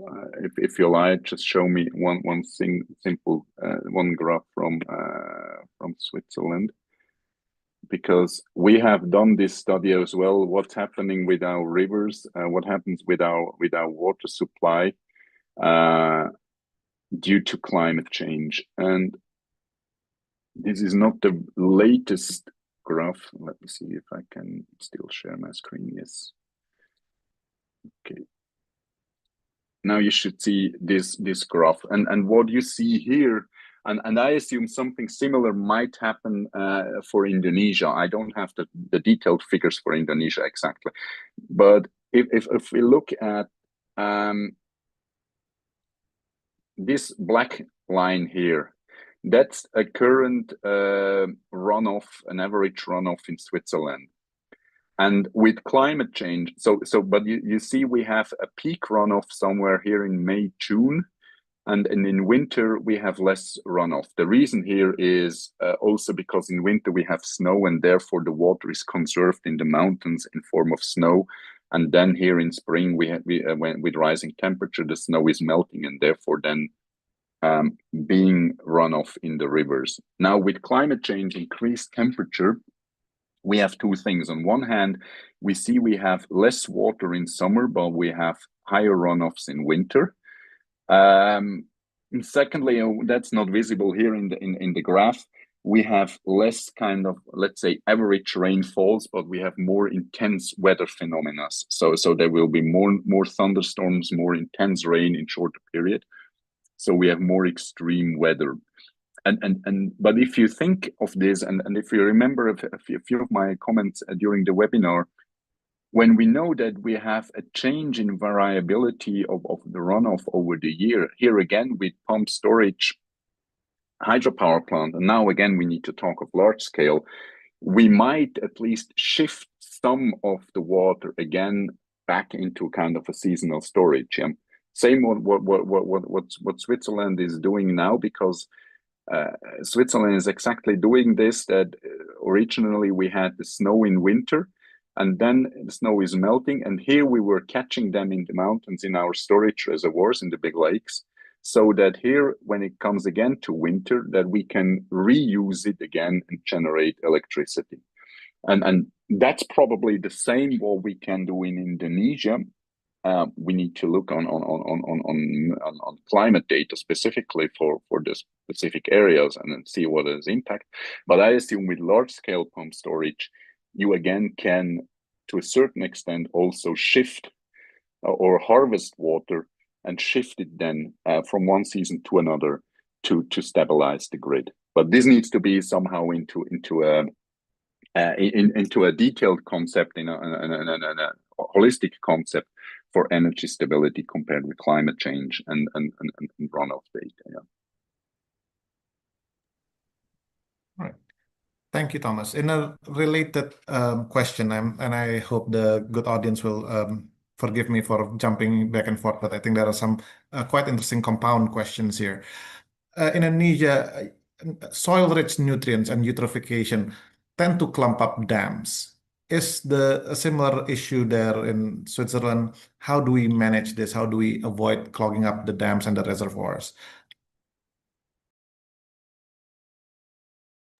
Yeah, sedimentation is a topic, and we have the same. I mean, there are these large storage lakes in the mountains. You can imagine if there is snow melt or whatever, they bring gravel, they bring sand to the lakes. And yes, it is part of, let's say, of the long-term maintenance planning that we need to foresee that we need kind of to empty the lake periodically. Periodically means in probably decades and not every year.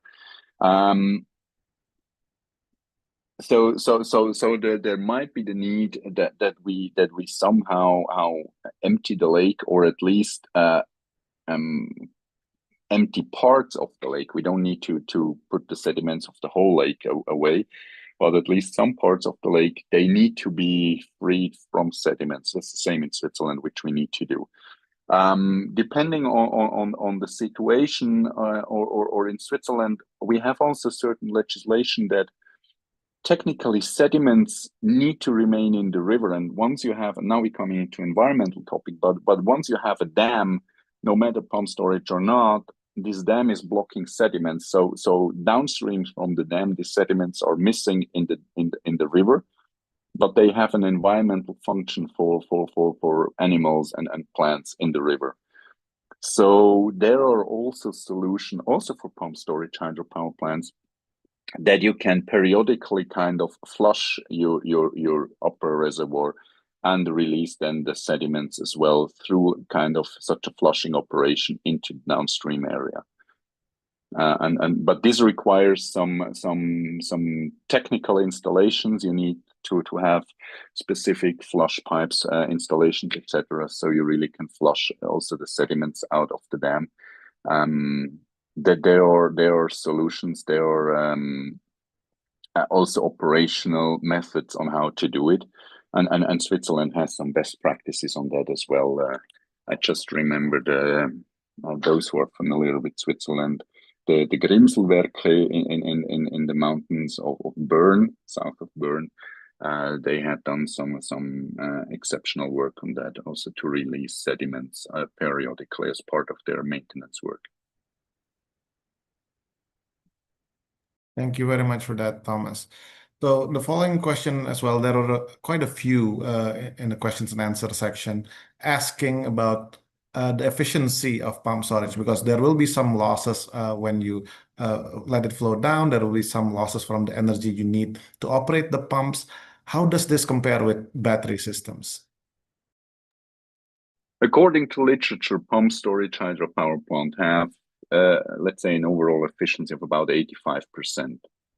So I would assume that we are absolutely in a range where pump storage is economically competitive with other storage forms. Yeah, you can hydropower is rather an efficient technology also compared to other energy forms.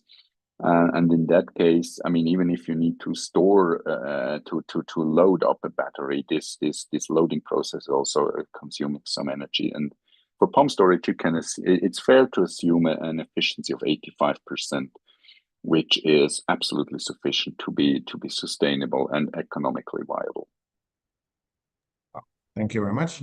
So there's a question as well. As Switzerland transitions from more centralized to decentralized energy production, from nuclear and fossil fuels to renewables in general, what are the systemic challenges in maintaining grid reliability and energy equity across the regions? Because especially in Indonesia, we still have lots of inequity between regions. What are the lessons learned? How can we replicate these solutions? Yeah, as I mentioned, it's in the grid, and you see, let's say Switzerland itself is in the comfortable position that if we just would look on Switzerland itself, that we have more than sufficient hydropower plants, also pump storage, to stabilize the grid when we are transitioning away from the nuclear power plant, in that case, to renewables.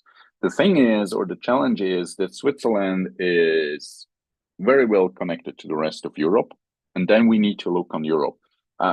Here again, the big difference between Europe and Indonesia is that Europe is kind of one mass of land, and it's not huge islands connected with oceans in between.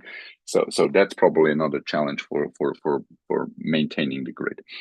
But as we have seen also with this blackout in Spain, I mean Switzerland is interconnected to the European grid, and therefore also highly dependent on grid stability in Europe. So just because we had the blackout in Spain doesn't mean that we have a blackout in Switzerland, but you see this fluctuation in the grid, you see this fluctuation in the frequency in Switzerland as well.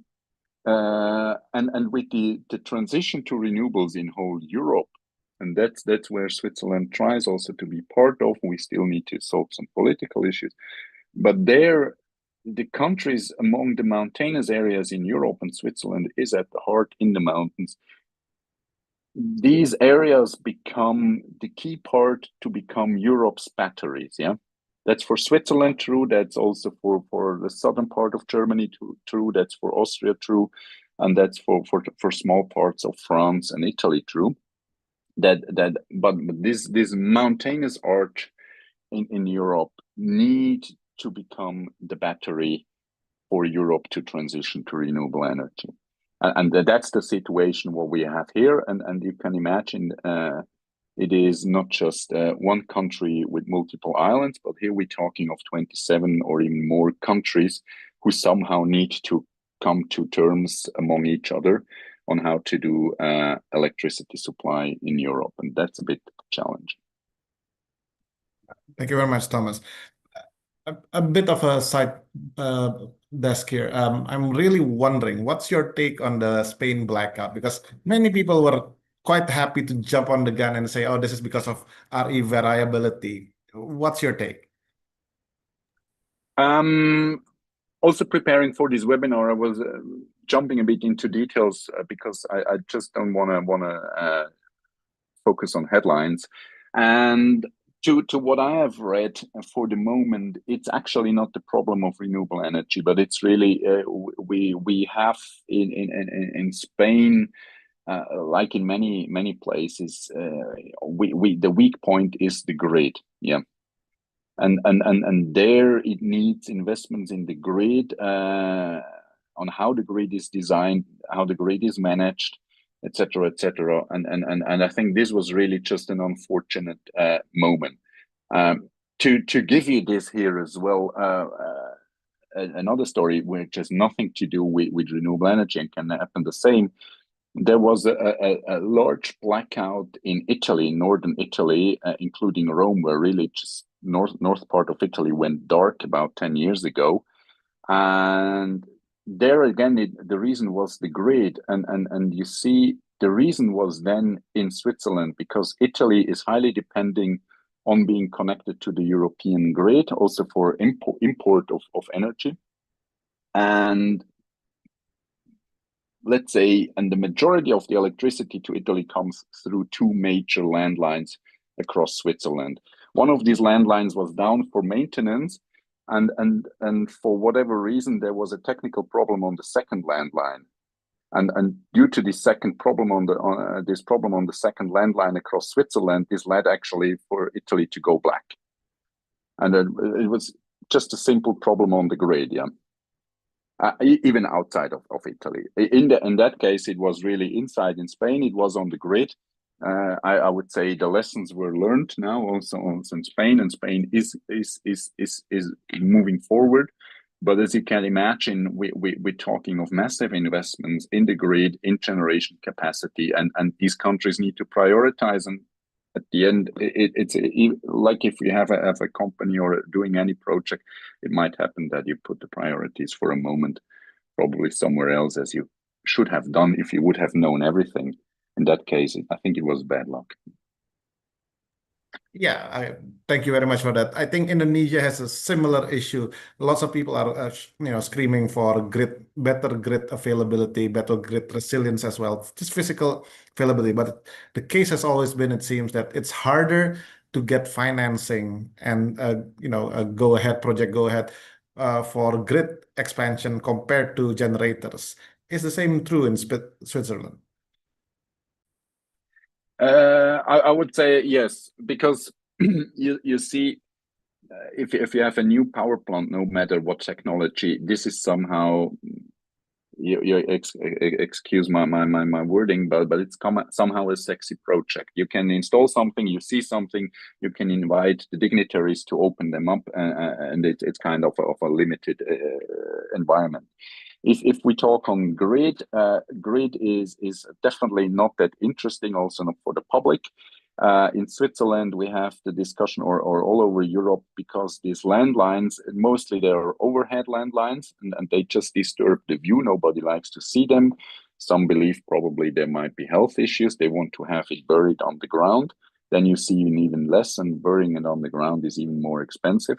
So grid extension, grid investments in the grid are not sexy, and therefore they are less publicly announced. But as we see, actually sustainability in electricity supply is heavily depending on a good grid.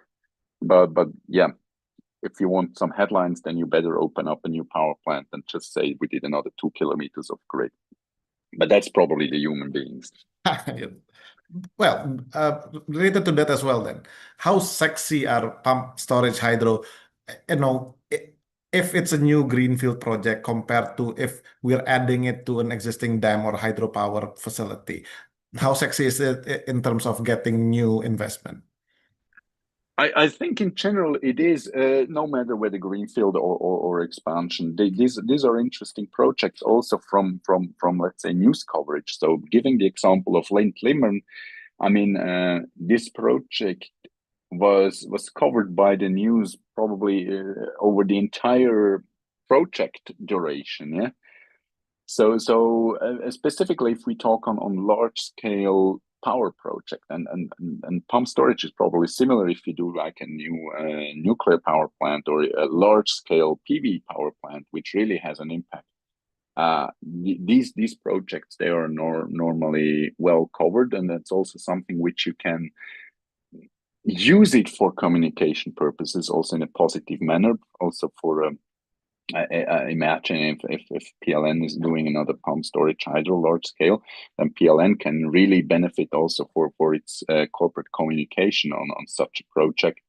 Whereas, grid extension is more complicated to explain to the people what's the added value. If we install a new power plant and we had shortages before or blackouts or whatever, then people immediately understand, yes, that makes sense. But if you need to explain why do we need to invest in the grid, that's for non-technical people, it's more difficult to understand. Yeah, very true indeed. So it does get me thinking, it's gotten full coverage since day one. Was there any adversarial messaging about impacts to the environment, about local wildlife and plants? How do we manage that? Yeah, these are, and also with Limmern, these were topics who were raised regularly also in the news. Environmental impact, not so much social impact because it was in the mountain and there was nobody living up there, but environmental impact, it's a big topic. And in my experience, addressing these topics also in communication has two things. On one hand, you really need to have a true and honest stakeholder involvement also in the environmental part, and to have them involved at the early stage, and to address these environmental and social topics from the very beginning, and really to see on how to to come up with reasonable mitigation measures. We don't need to address all topics raised by stakeholders, but at least the relevant ones, we really need to also come up with mitigation measures. And then we need to include it in our concept, in our design, to address them properly, to come up with mitigation solutions. But then we can also include it in communication. And yes, if here again with Link-Limmern, if for sure the utility who was investing there, they came up with new world record on, I don't know, the biggest cavern and the highest up, and how many megawatt, etc. That's nice for communication, but as well they actively communicating, let's say, in environmental mitigation measures, yeah, to saying, oh look, we are really a green company, we do good, we know about.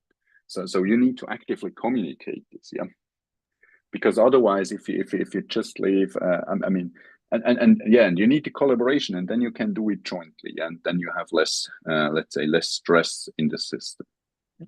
Thank you very much, Thomas. Definitely lessons learned to be replicated here.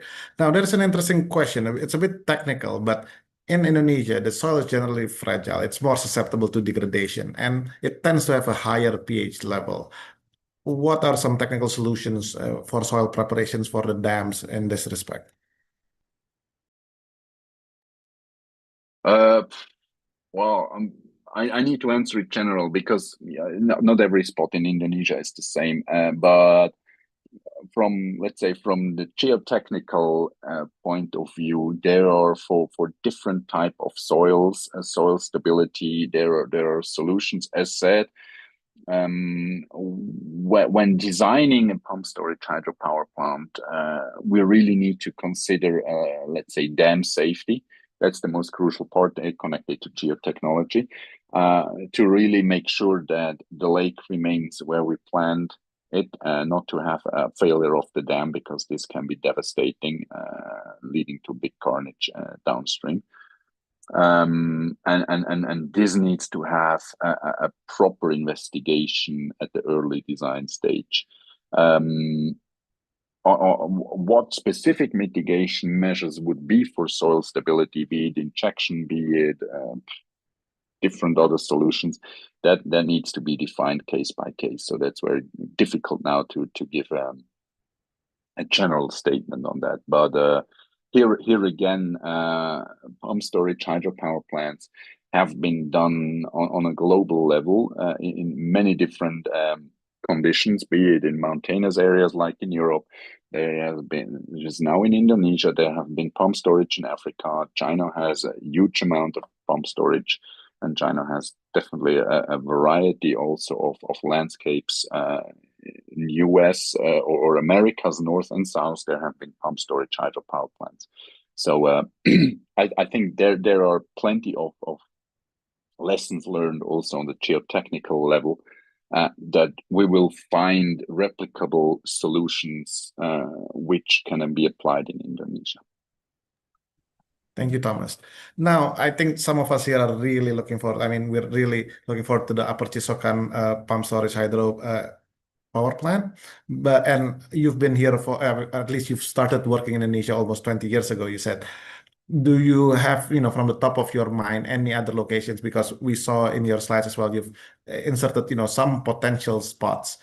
Where should the next large pumped storage hydro in Indonesia be, just based on your experience or knowledge so far? Oh, now you put me in a difficult position. To be very frank, I cannot give you an exact spot on where to do it. I can imagine if we see we now have a pumped storage hydropower plant in the Bali Java system, which are already interconnected. Where you have the large consumers available, but now to give priority to Papua or Sulawesi or Kalimantan, I think that wouldn't be fair for me as being an outsider. But I think we really need to, as said, at the end, it's also an economic investment. And I think we need to see on where do we have, on one hand, the demand, what's the quality of the grid, in the respective region, we have this envisaged interconnection between the areas, the regions, the islands, forming kind of a super grid. And I think these are then all factors into this strategic decision on where are we digging to find appropriate locations for the next pumped storage hydropower plant in view of how we want to connect Indonesia electrically in the future, and where do we need it to have for grid stability in the future. Yeah. So sorry to be here a bit vague, but I think this is really to be seen on a strategic level by PLN and other stakeholders to ensure the quality of service at the end. But yeah, I mean, probably you wouldn't go to a tiny island with literally comparable no demand for the next pump storage, and probably remain there where you have the people, the economic activities, administrative centers, etc. Yeah. Thank you very much. I'm sorry, I didn't mean to put you on the spot like that. But All yeah. good. Okay, so there's an interesting question. We've had hydropower. I mean, we as humans have had hydropower for over 100 years now. Are there any recent advancements in turbine design, pumps, or control system designs that you know, what in the last 20 years or 25 years of your career, you know, was there any new breakthrough comparatively? Well, the basic concepts they're still the same, and yes, you have. I mean, you have evolution and not revolution when it comes to hydropower. On large scale, I think where we definitely have innovation at the moment is all the components where we have digitalization. So be it let's say operation, and if I say operation of hydropower in connection with grid. So how can we simplify interaction and operation of hydropower or power plants in general in combination with the grid situation. There with digitalization, also with assessing data, forecasting, and specifically pump storage, which somehow need to be ready for being put in action more or less immediately. So there we need to also kind of have a forecast on what would be the grid situation a few hours ahead, depending on the weather. And you imagine if you then connect the different big islands together with a lot of renewable in Indonesia, how is the weather change in Kalimantan or in Java or in Sulawesi, to then have in this super grid, let's say in the future, this stability. So we need to assess a lot of data, and I think there we have innovation to incorporate all the available data into a proper forecast and to plan operation. Also on the energy market, but that's to the extent that you're kind of isolated in Indonesia. But Europe, for example, which is interconnected with 27, 28 countries, you can imagine there is a market between the countries and the utilities. And then you have also market data to buy and sell electricity in the future. So there is definitely a lot of innovation going on. There is also still potential for innovation. Second, where we're also talking on data is on the whole maintenance part. We have more and more sensors and monitoring our hydropower plant, even more to details. And then it really comes kind of to predictive maintenance, which is also very much data driven. Also something where we also can include AI in the future, kind of to really plan our maintenance activities ahead and to estimate of when do we need to replace which component before it fails, really to maximize our operating time and to minimize downtime on our assets. And that's true for grid and power plant. So I think that's where we have innovation, is really on managing more and more data, using AI for data management, be it for operation, be it for maintenance. And when it comes to hardware components, I think there we have evolution. We try to get another 0.5% of efficiency out of a turbine, or specific application where we need to say, okay, how do we need to have this pump/turbine runner for this specific hydropower plant where there might some smaller tweaks, but that's evolutionary and not revolution. Thank you very much. Now there's a question from Mas Habil Adinata. In case for blackouts, I think your slide about the Spanish blackout really captured the imagination of the audience here. Now, how fast was the response time for PSH? Because we saw that it basically came online similarly to hydropower as well as gas closed cycle, I think. And would it still be the same in winter time? Because that was in April, right? Do you think there will be a difference when you black start something in winter for PSH?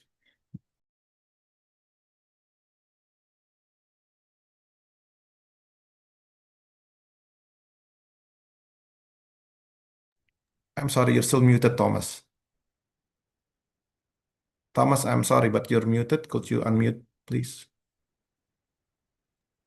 Sorry, now I'm on mute. Okay, so if we look here, the blackout was here at lunchtime, maybe 12:30, around-ish here. And as you can imagine, though, there was dramatic moments here in this 15-minute when the whole system really started to shut down. And you see here, it's about 6 hours later when they started with actually it was pump storage here, and probably a little bit of gas. When they started 6 hours later, or 5 hours later, they started again production capacities to feed into the grid.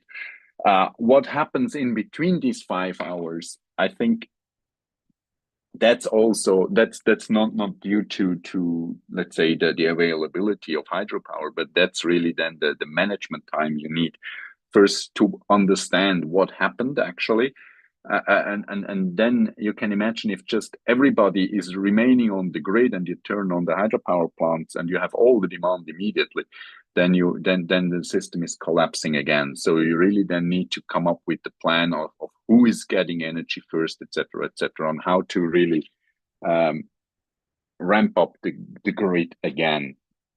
And I think that's just the response time you somehow need. And in my opinion, if I imagine Spain being off the grid, to be back online within 5-6 hours, or then actually 12 hours until we are at full demand by midnight, I think this is an impressive response time here, and this is independently from summer or winter. Because if you see hydropower or pump storage is in Europe also available in winter. In winter, it plays even a more important role because we have less solar power.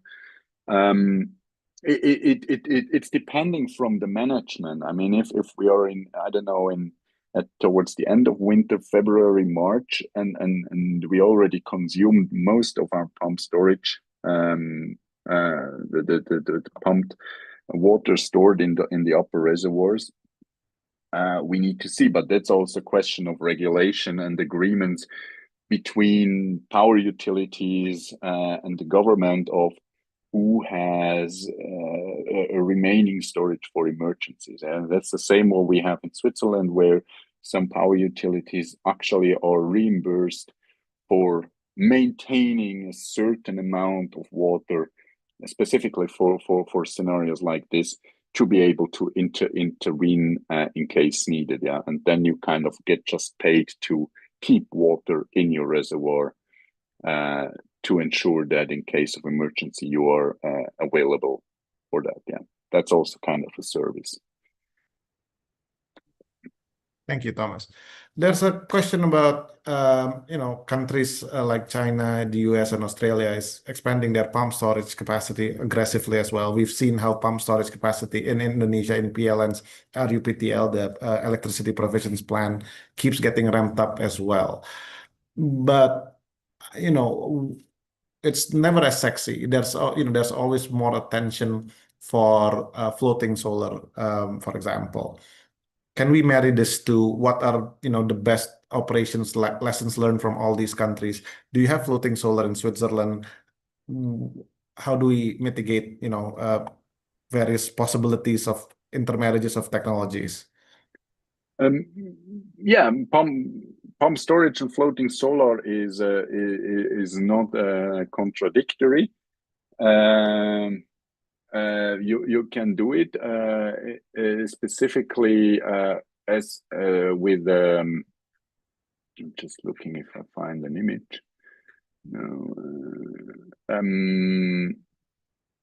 You can combine it actually, because if you imagine, if I have a pump storage hydropower plant and I have an upper and a lower reservoir, and I want to put a floating PV on top of that, I can do it because I have all the installation for power transmission is already there.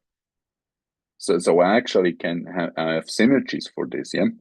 And the floating solar system is actually not inflicting our water management, because just on top of the water, and as long as there is water in the lake, it's floating. And even if the lake is dry, then it's somehow on the ground. That needs to be made sure on how it could look like. But but so there are combinations of floating PV and pump storage. We definitely have it already on normal reservoirs. So if we have a run-off river with a dam and the storage lake behind, and there have been various case studies, for example, also from Southeast Asia on the Mekong River, where we have a number of large dams and then kind of artificial lakes behind the dams, and on them we can also put floating solar. So there are examples. In Switzerland, I showed you the example of Lindlimmern. What they did not put a floating solar on the Lindlimmern because it can the lake might be freezing and then you have ice on top. But what they did, they installed a large PV power system on the dam itself. So they covered the dam with PV panels and combined solar with hydropower. So these combinations are possible, and yes, and we have synergies because part of the infrastructure which we need is already there. Thank you, David. Just a question out of interest. Have you seen a large PSH or dam be installed with those floating anti-evaporation bubbles or balls? Is that a thing in high evaporation areas? So you mean to cover the lake so you don't have evaporation? Mm-hmm. No, I don't remember that, but again with floating PV, you can do something like this, yeah, because you remember floating PV in the warmer areas of our world, they have actually a positive impact on water quality.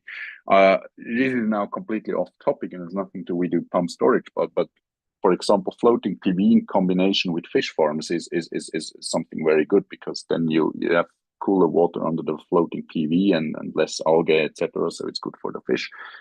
It's definitely not my topic, but these combinations you can use. And if you say, okay, we have the storage, the lake, and we cover it at least partly with floating PV to, on one hand, increase our power production, on the other hand, to have it kind of protected from sun, and therefore have a bit a cooler water temperature, less algae production, more fish, whatever. I mean, well, why not? That's a win-win, yeah. Yeah, thank you for indulging me. Definitely, we need to talk more about these co-benefits to show how these systems could be married and produce even better results. So one question from David Silalahi. He said, we noticed that you cited their paper in one of your slides, Indonesia's fast off-river pumped hydro storage energy potential, where they concluded that off-river pumped storage hydro is the most cost-effective solution for Indonesia. Their question is, based on your experience, could you elaborate on the investment or the upfront cost differences between off-river closed loop and open loop PSH systems? What factors do you think drive the cost variation between these two? Which would be which would be cheaper? What do you think? Again, a question very difficult on a global level. You see, there are so many factors to be considered when doing also the cost analysis. And I mean, you can imagine if you need to do like the current one, the Upper Chisapan, which is on Java, relatively close to Bandung, well accessible. Such a pumped storage hydropower plant is probably more cost effective than if you do it somewhere in remote Kalimantan, where it's just more difficult to get there, no matter whether it's greenfield or run-off river or whatever, you see, there are so many context-based factors coming into your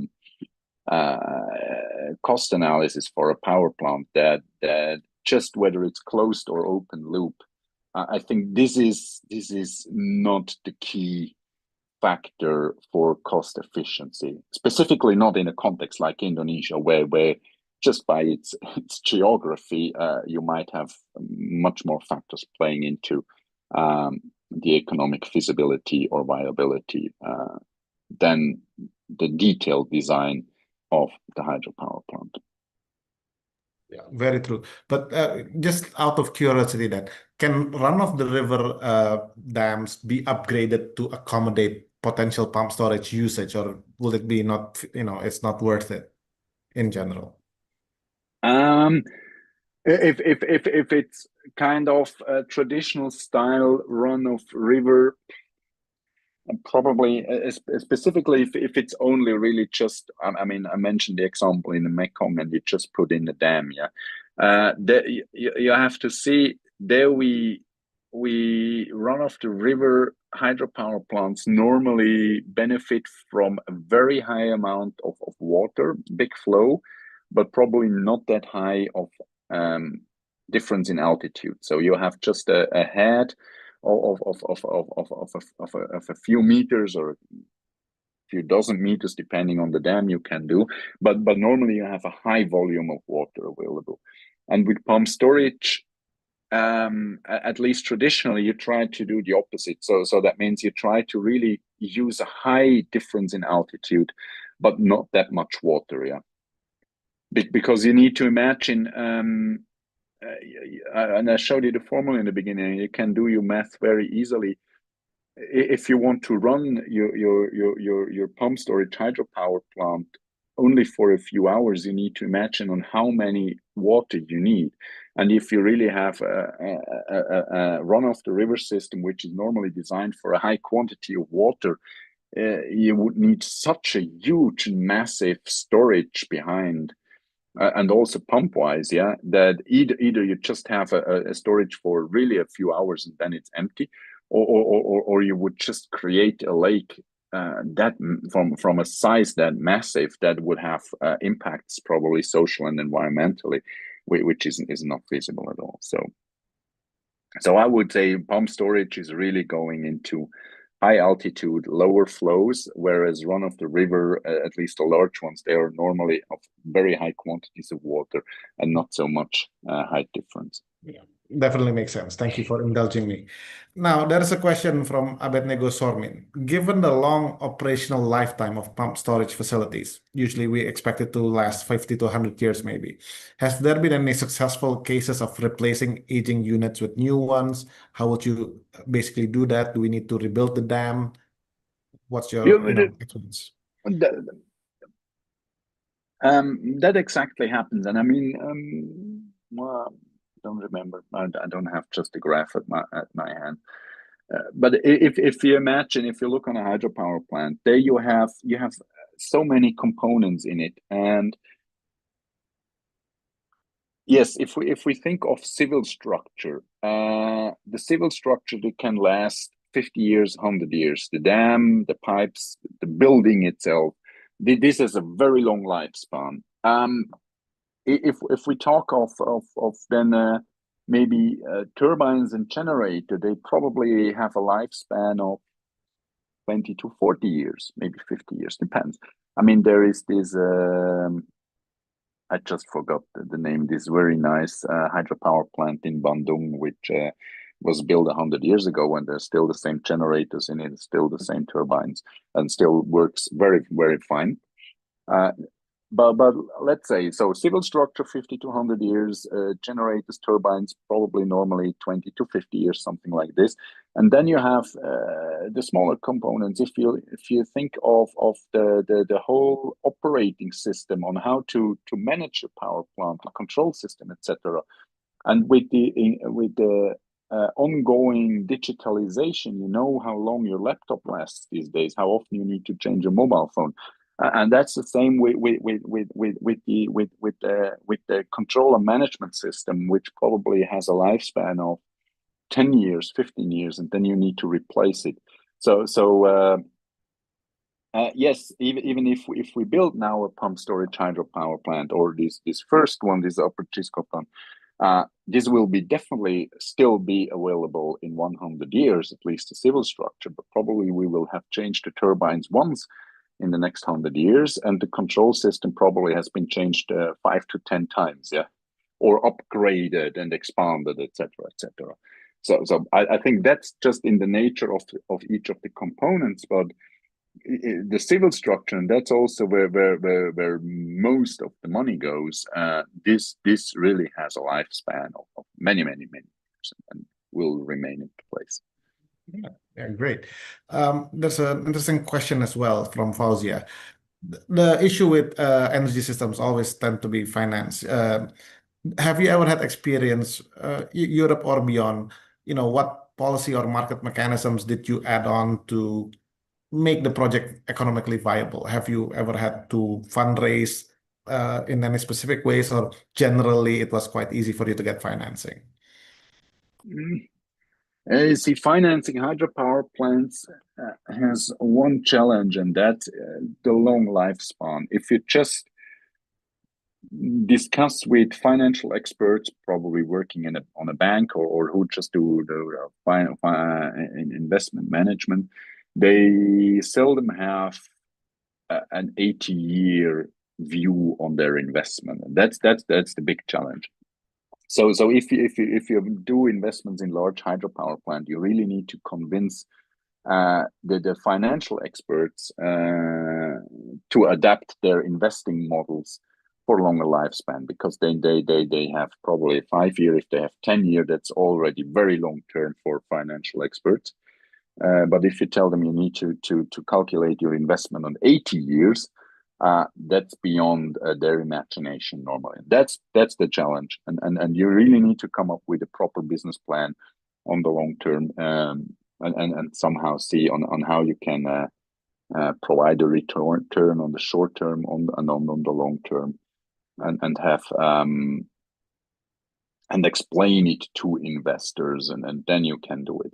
If we talk on smaller scale hydropower plants, there you have a much shorter period for return on investment. But yeah, I mean, Limmen, I said I think it's 2 billion Swiss francs, and it's an investment period of 80 years. Yeah, so you need to tell an investor you got 100% back of your money in 80 years. Well, you always get an interest, but it will take 80 years to pay off. And this is hard for financial experts to understand. Okay, thank you very much. There's an interesting question, just very technical, very simple though. In a closed loop system, have you ever had any issue with water quality, or did just the flushing of it will clean everything out? Was there ever an issue? I don't have a specific case I could mention here, but yeah, it's part of operation and monitoring, and you need to see. And as again, it comes to sediment, and it depends on the situation. And yes, if you know you're in a sediment rich area, then you need to closely monitor and also properly design, because sediments, especially fine sediments, that's literally the death of the turbine. Yeah. You have abrasion, and then if you don't manage that well and already consider it in your design phase, then your turbine will never last the expected lifespan. And this is a design question, and you need to closely monitor. But here again, with the current opportunities we have also in data gathering, in monitoring, but also in data analysis using AI, we can then also, based on the water quality, also predict the condition of the turbine. And these are investments, especially specifically for large scale hydro. And that's an investment which is absolutely valid to be done to use AI and data assessment for predictive maintenance. Thank you very much. One last question. So if we look to 20 years from now, right, how confident are you that pumped storage systems will be a cornerstone of clean grids?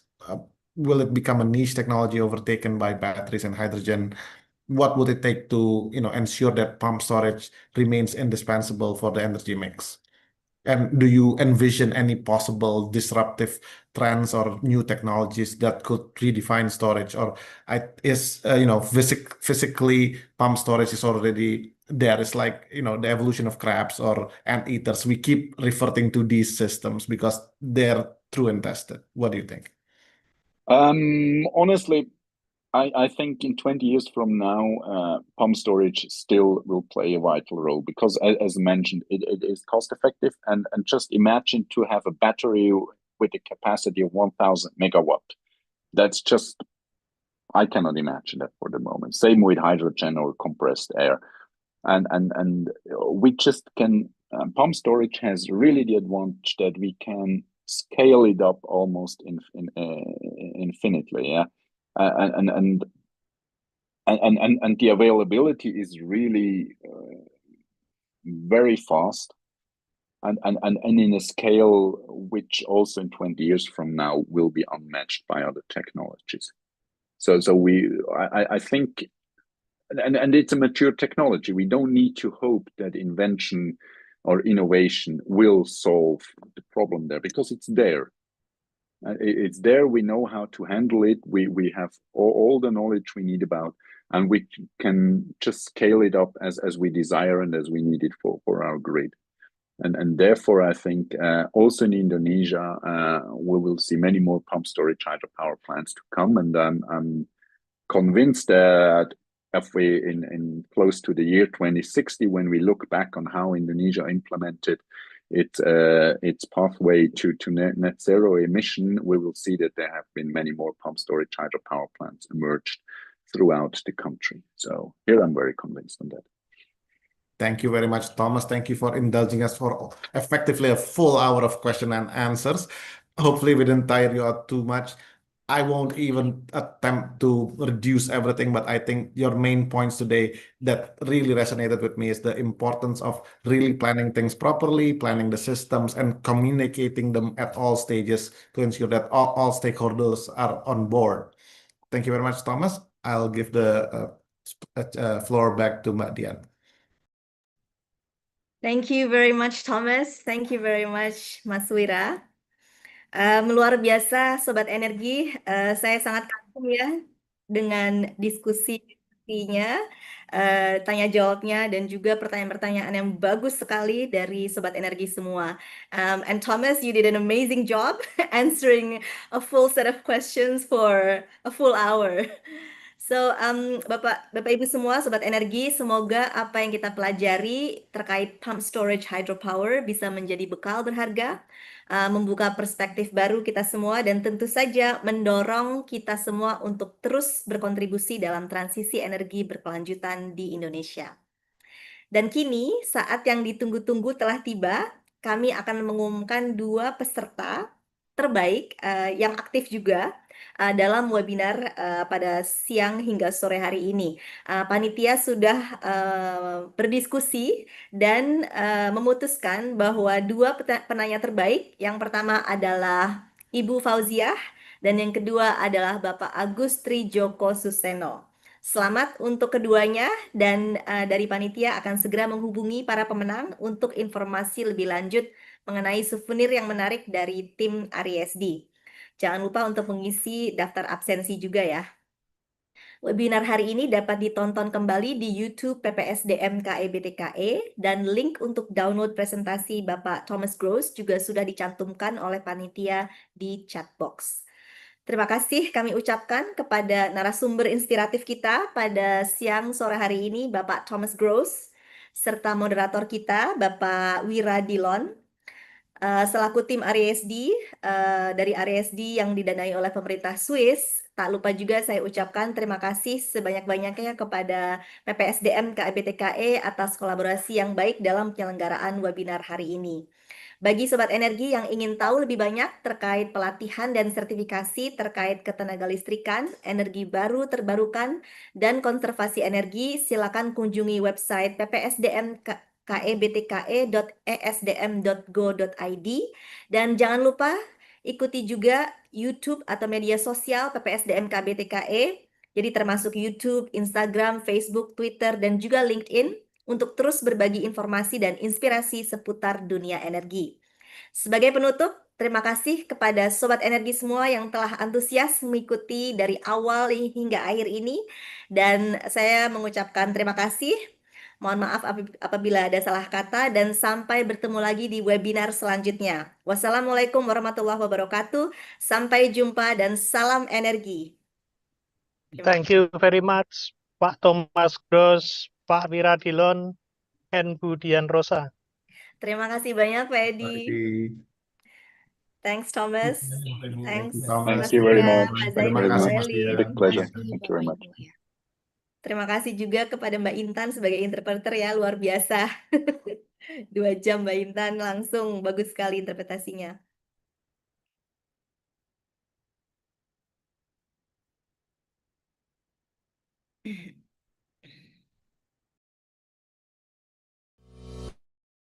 Selamat datang di Pusat Pengembangan Sumber Daya Manusia Ketenaga Listrikan, Energi Baru Terbarukan dan Konservasi Energi atau PPSDM KEBTKE. Kami adalah mitra Anda dalam menciptakan sumber daya manusia unggul di bidang ketenaga listrikan, energi baru terbarukan, dan konservasi energi. PPSDM KEBTKE memiliki tugas yang strategis dalam meningkatkan kompetensi sumber daya manusia di bidang KEBTKE. Layanan utama kami meliputi pelatihan dan sertifikasi kompetensi. Kami didukung oleh struktur organisasi yang profesional dan berintegritas, mulai dari top manajemen hingga pelaksana teknis. Tim kami berkomitmen untuk memberikan layanan terbaik demi mewujudkan energi berkelanjutan. Kami menawarkan pelatihan dan sertifikasi yang sesuai dengan perkembangan industri di sektor KEBTKE. Didukung oleh tenaga pengajar yang ahli di bidangnya, serta fasilitas yang lengkap dan modern. Semua dirancang untuk menciptakan pengalaman belajar terbaik. Berbagai capaian kinerja telah kami raih, termasuk penyelenggaraan pelatihan dan sertifikasi bagi puluhan ribu tenaga teknik industri, ASN, dan masyarakat. PPSDM KEBTKE menyediakan beragam layanan meliputi pelatihan di bidang ketenaga listrikan, energi baru terbarukan, dan konservasi energi, sertifikasi berbasis kompetensi, serta jasa penunjang seperti audit energi pada industri dan bangunan gedung, penyediaan tenaga ahli, dan jasa lainnya. Fasilitas kami meliputi ruang pelatihan, wisma konservasi, serta laboratorium di bidang ketenaga listrikan, energi baru terbarukan, dan konservasi energi. Kami menjalin kerjasama dengan berbagai mitra strategis, baik nasional maupun internasional, untuk memperluas akses dan peluang pengembangan SDM di sektor KEBTKE. Bersama PPSDM KEBTKE, mari wujudkan sumber daya manusia unggul di bidang ketenaga listrikan, energi baru terbarukan, dan konservasi energi. Mari ciptakan sumber daya manusia unggul untuk masa depan energi berkelanjutan.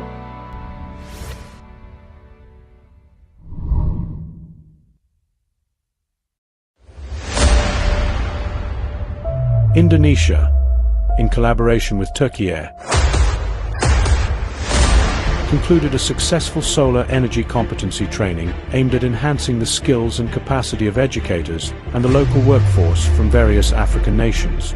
This training program, implemented under the Memorandum of Understanding on Development Cooperation between Indonesia and Turkey, stands as a testament to both countries' commitment to strengthening international development ties, as outlined in the G20 Leaders' Declaration.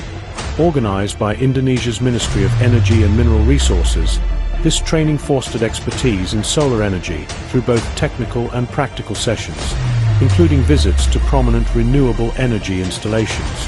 Participants engaged with state-of-the-art solar technology, financial structuring, and operational maintenance through site visits to the Sorota Floating Solar Plant, Southeast Asia's largest floating solar installation, managed by PT PMSE. Beyond technical training, the program emphasized Indonesia's rich cultural heritage, Song Angklung Ajo, and the Geological Museum of Indonesia, allowing for a holistic experience that blended knowledge exchange with cultural immersion. Expressing deep gratitude, Indonesia's representatives extended their appreciation to all supporting organizations, including the Turkish Cooperation and Coordination Agency or TICA, Indonesia's International Development Cooperation Fund or Indonesian Aid, and key government bodies, such as the Ministry of Foreign Affairs, the Ministry of Finance, Ministry of State Secretariat, and BOPNS. This 6-day training fostered positive discussions, knowledge exchange, and networking opportunities, contributing to future industry and academia partnerships, and supporting African countries in addressing solar PV technology challenges. By preparing participants to become future subject matter experts in solar PV, this collaboration aligns with a shared vision for the energy transition in Africa and beyond. Director for 5 Years New and Renewable Energy. The head of Indonesia's Human Resources Development Agency for Energy and Mineral Resources officially closed the event, expressing hope for continued cooperation and dedication to advancing global renewable energy expertise.